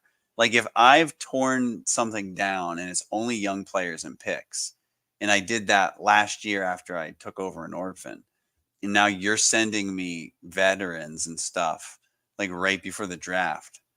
Like it should, in my mind, be self-evident that I'm not going to accept these trades. But I'm going to say, okay, I'm going to reject this and I'll make the comment of why. But then if you keep getting those same type of offers from the same owner, like I have to interpret it in one of two ways. Either they're too busy or whatever, however their mind works, they don't recall that they've been peppering this guy with the young team and the picks with offers of your old players. Like either you just forgot, which is weird, or you don't care and you're just, I'm just going to keep trying, which is irritating, So either way, that is like definitely one of my pet peeves where like you tell somebody what you think shouldn't need to be like said in the first place, and then they still just keep coming with the same stuff. It's also frustrating because you feel like it takes, Dynasty League is like, there's only so many teams, generally there's 11 other people besides yourself. You don't want to like lose access to a team to trade with because you're just like, I can't deal with that guy, Yeah, and that's the other part about that strategy where I'm just like, there's going to be trades that you're not making that could benefit your team. Or like, yeah, one of the biggest things that I've experienced is just like leaving yourself open to, sometimes you'll just get a cold offer that's just right. Like someone's like really likes this player and they just send you an offer and whatever. Like you want to build those relationships up because it's just like, if you know what you're doing and you're in enough leagues and you've been learning and you're open to like new ideas and stuff, like I almost feel like that's the biggest advantage you can have is just building those relationships and knowing when to like pounce on like opportunities when they arise, right? Like because it's like it's not always going to happen. Sometimes you're not going to be able to trade a guy, you're just going to have to hold a guy you don't want, whatever. But like at some point throughout it's literally a whole year of it's never stops, right? You're going to be able to like have some opportunity come up where there's a news blurb or some guy scores a long touchdown or something that you can like play around with. And if you don't have those relationships or people that you can even talk to about it, you can't take advantage of those things. So it's like, that's the hard part. Yeah.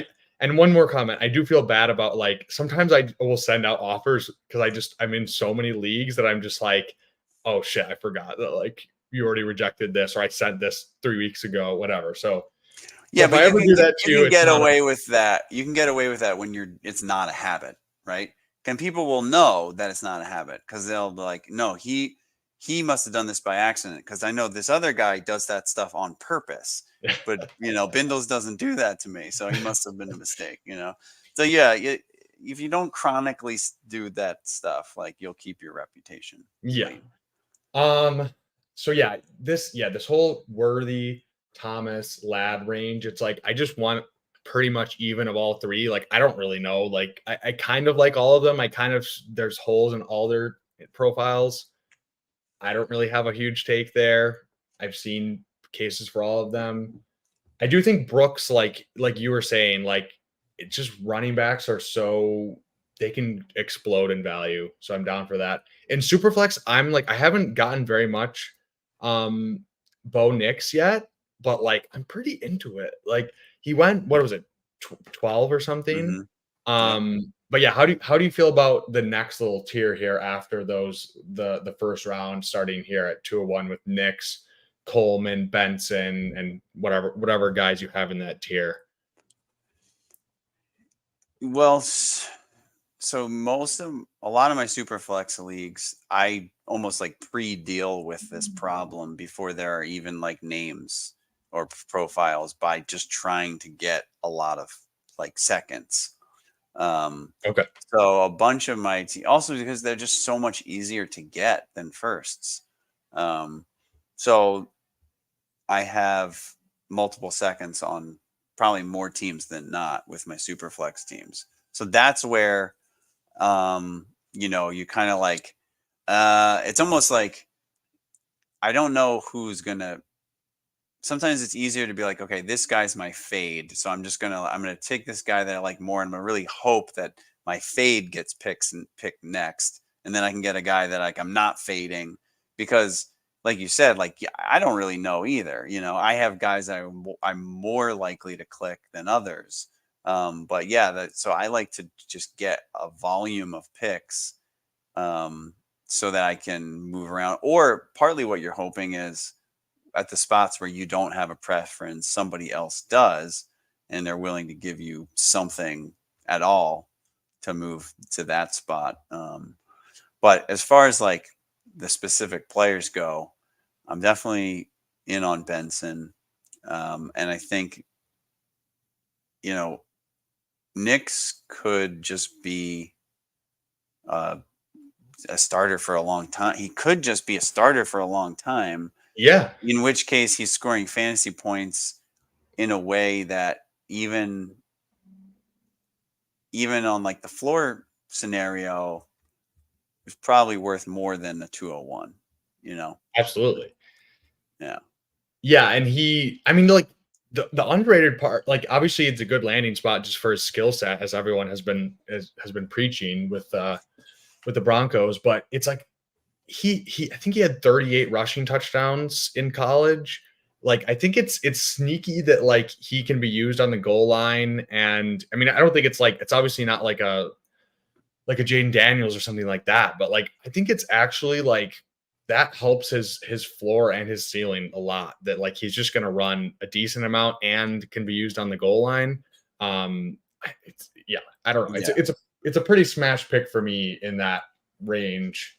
And it's like I haven't done it yet, but I'm almost considering him over the Worthy and Thomas and McConkey tier just I because would it's draft him over Thomas and McConkey probably. I it, not over Worthy, but I would draft him over the other guys because of the quarterback thing. If it's just like, oh, he can play in the league. Okay.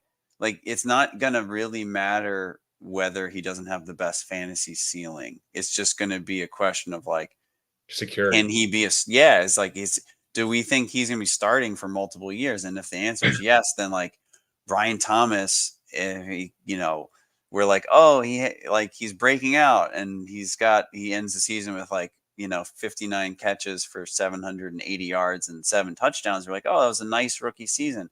But if Bo Nix just plays quarterback all year long Yeah, all 17 and games. is gonna have a job the next year, then like he's worth more, you know. So Yeah, I don't like to play. I It's like in avoiding the trap in Superflex of overvaluing the quarterbacks, you run the risk of going too far and then not valuing them properly. It's like it's there's a overvaluing. weird fine line. Yeah.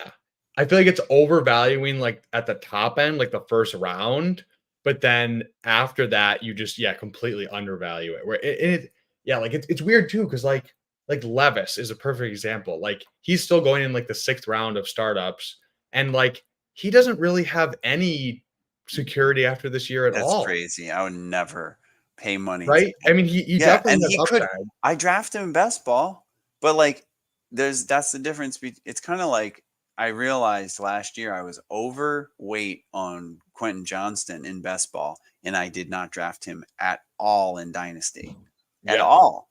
And it's kind of like, well, why would I not draft the guy at all in this one format? It's like, well, I really didn't think he was probably going to hit, and so like I wanted to use that asset for Yeah, something I you was more leverage it. confident in.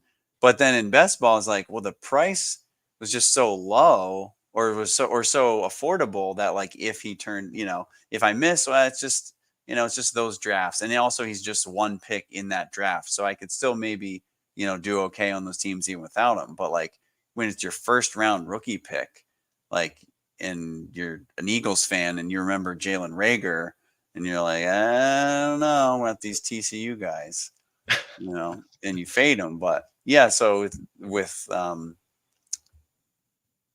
like the quarterback position, it's like you're not excited about building around Bo Nix in Dynasty, but if I had known for certain if I was as confident about his draft capital as I was about JJ McCarthy's in the pre-draft contest, I would have been drafting a lot more Bo Yeah, a Nix. shit ton. Yeah, because it's like, well, he's got a job. He's going to score points. You don't have to be good as a quarterback to score points in fantasy that can be useful. You just got to be out there. And he runs. And he runs. Not a ton. Yeah, and but I'm like, not even saying he's not good. I'm Sean Siegel from Rotoviz is talking very about highly of Nix and was before the draft. And it seemed better than 50% ahead of the draft that he was going to end up in Denver. And that's kind of how Sean was reading it. So he was reading it kind of fully in the whole Nix in the Peyton system.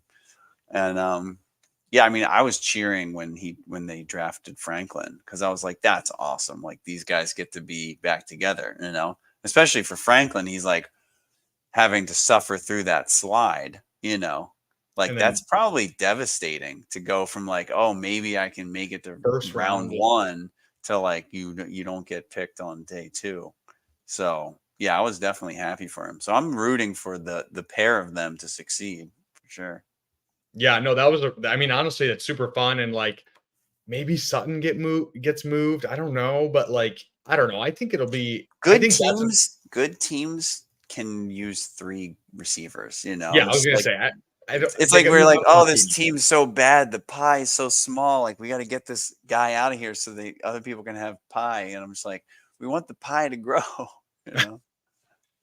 Yeah, I mean, it's almost yeah, you're right. That's a very good point.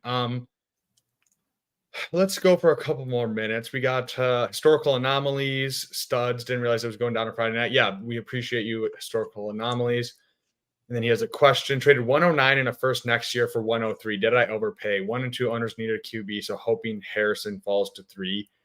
I don't love moving future firsts, but I mean, I think value wise, it's probably fine for if it's Harrison or Neighbors. It's like I don't know. I'm not gonna like fault you for it.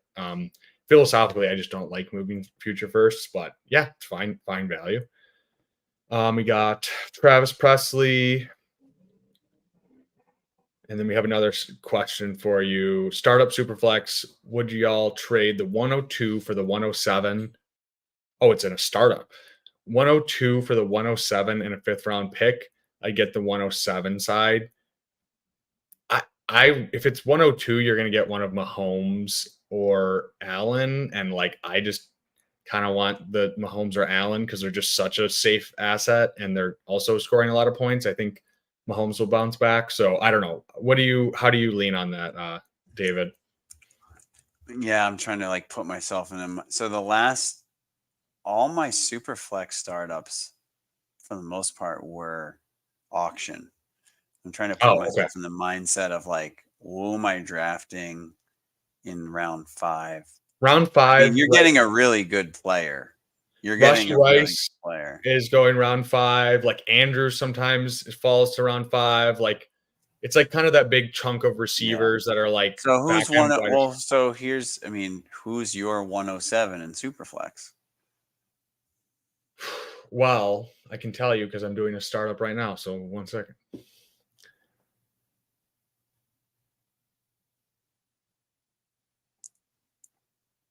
So let me pull up this right now.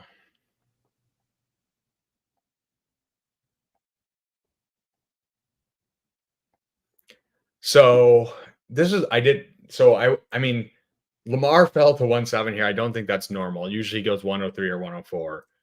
Um so it's basically like Mahomes or Allen for I would say probably like Burrow is like 107 usually or Chase. And then plus one of these like fifth round, like Flowers, DK, Rice, those kind of Yeah. guys.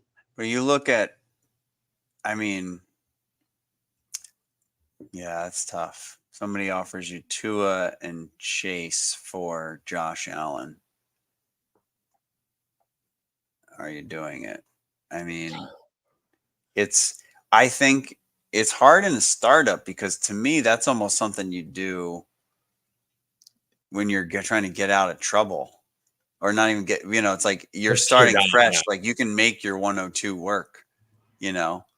Yeah. You don't necessarily need to tear down yet. You haven't started building your team. I'm just like looking at the 102 team here.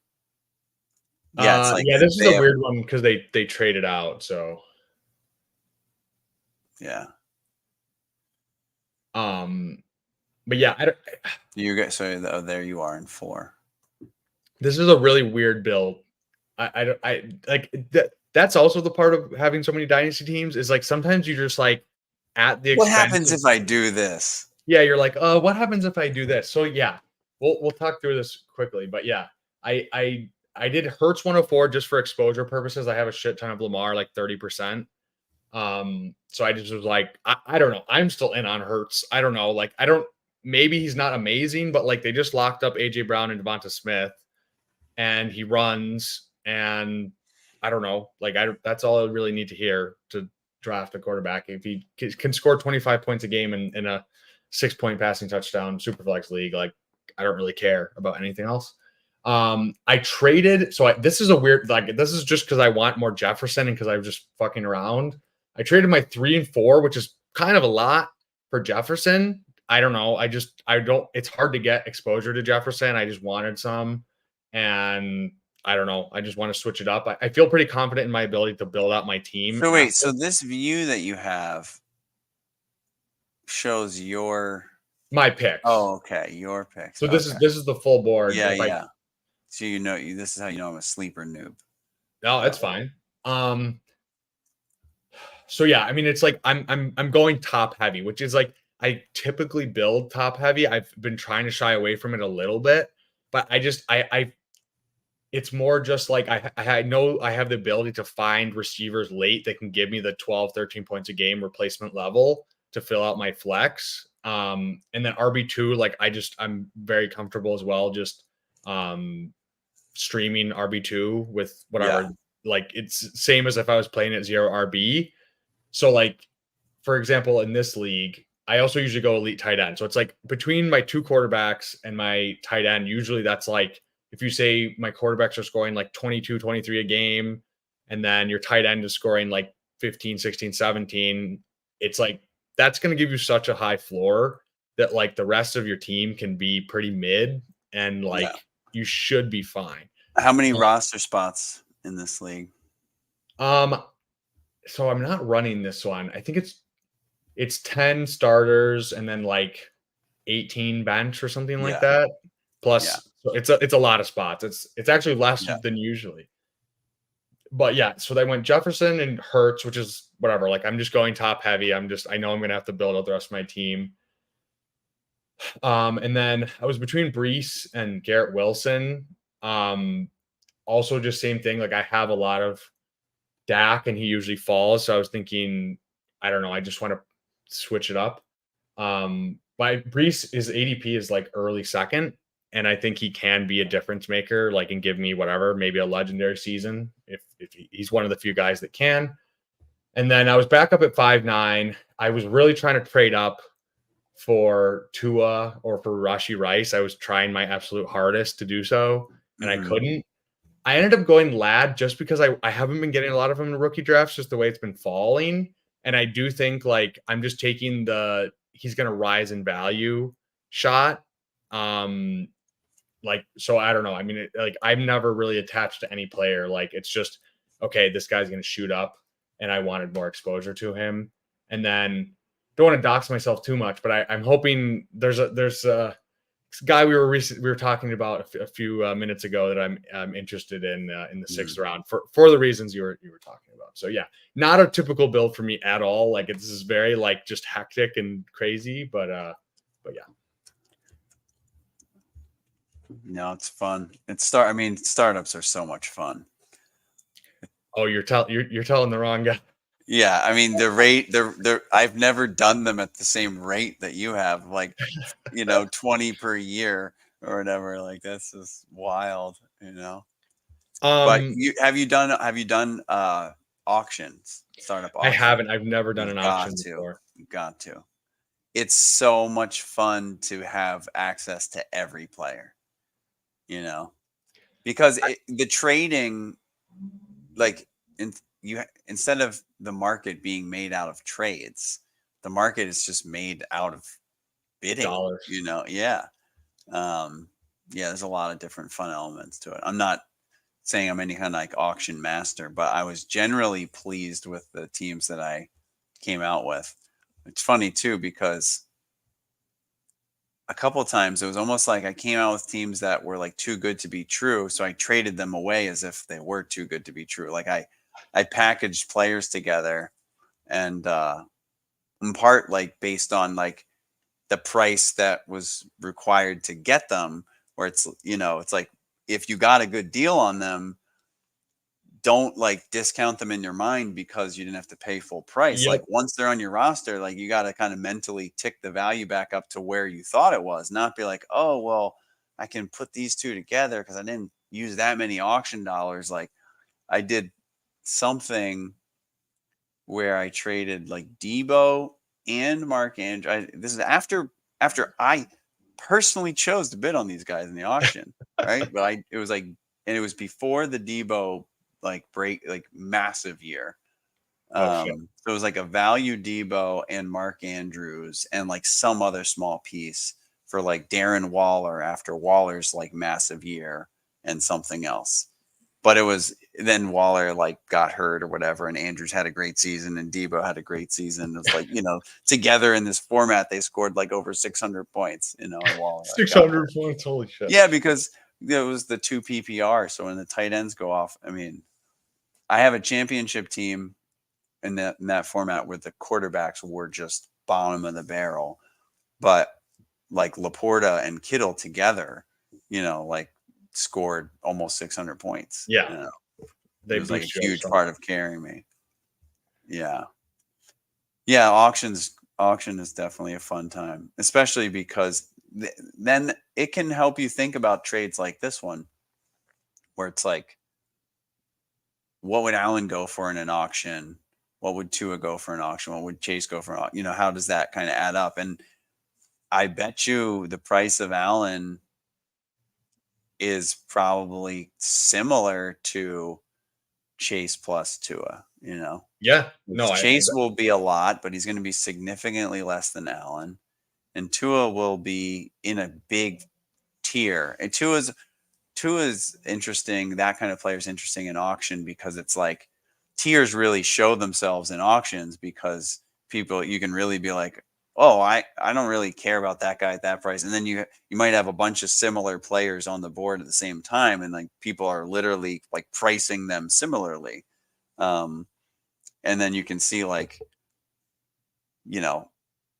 some of the fun of the auction is like, wow, I didn't have to use like this high pick, like seemingly higher pick on this huge flat tier. I can just kind of spend according. Yeah, you can actually spend what the actual value is. Yeah. Yeah. Huh. Yeah, that's so interesting. I'll have to do one. I don't really like. I'm so. I don't think Sleeper has them, right? They don't have like, you can do an auction on another site and like import it, but like it doesn't host auctions. Yeah, I don't think they host auctions.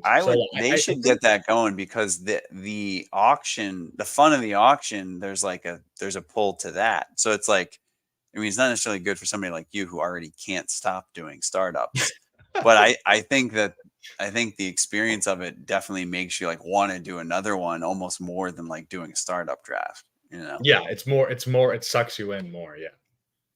Yeah, you're kind of always on the clock, like you can always be bidding the whole time. Yeah, exactly. Yeah. Well, I'm gonna cut it because I don't want my girlfriend to kill me. So, but thank you so much for hopping on, David. I appreciated chatting up with you. I'm sure we could go on for like 4 hours if we really wanted to. I think we should do another Eliminator when the schedule is out, and we'll see. We can draft around the actual bye weeks and the actual schedule. That'll be absolutely. Yeah. I definitely want to have you on again. I appreciate all the support, like I said before, giving me Definitely doing ideas. awesome. Yeah, giving me ideas, being in my ear, and getting Dylan Laub to look at my shit. But yeah, anything else you want to finish out with, or plug, or anything before we head out of here? Well, if you follow that handle that's up there, that's me on Twitter. So anything that I'm doing, I'll tweet out, and yeah, hopefully writing a couple more articles for RotoViz before too long, and I don't know. We'll see what comes next. See, hopefully be back on Best Ball with Bindles before too long. Dude, you definitely will be. I'm excited for this summer, and yeah, let's see. To my plugs to close out the night. So next week I have a lot going on. I'll have my normal Tuesday stream with El Coach. I think we'll do a BBM. I booked next Thursday. Ron Stewart of Fame and Fortune will be on, and we'll talk some rookie drafts. Maybe do a best ball draft. I'm not sure.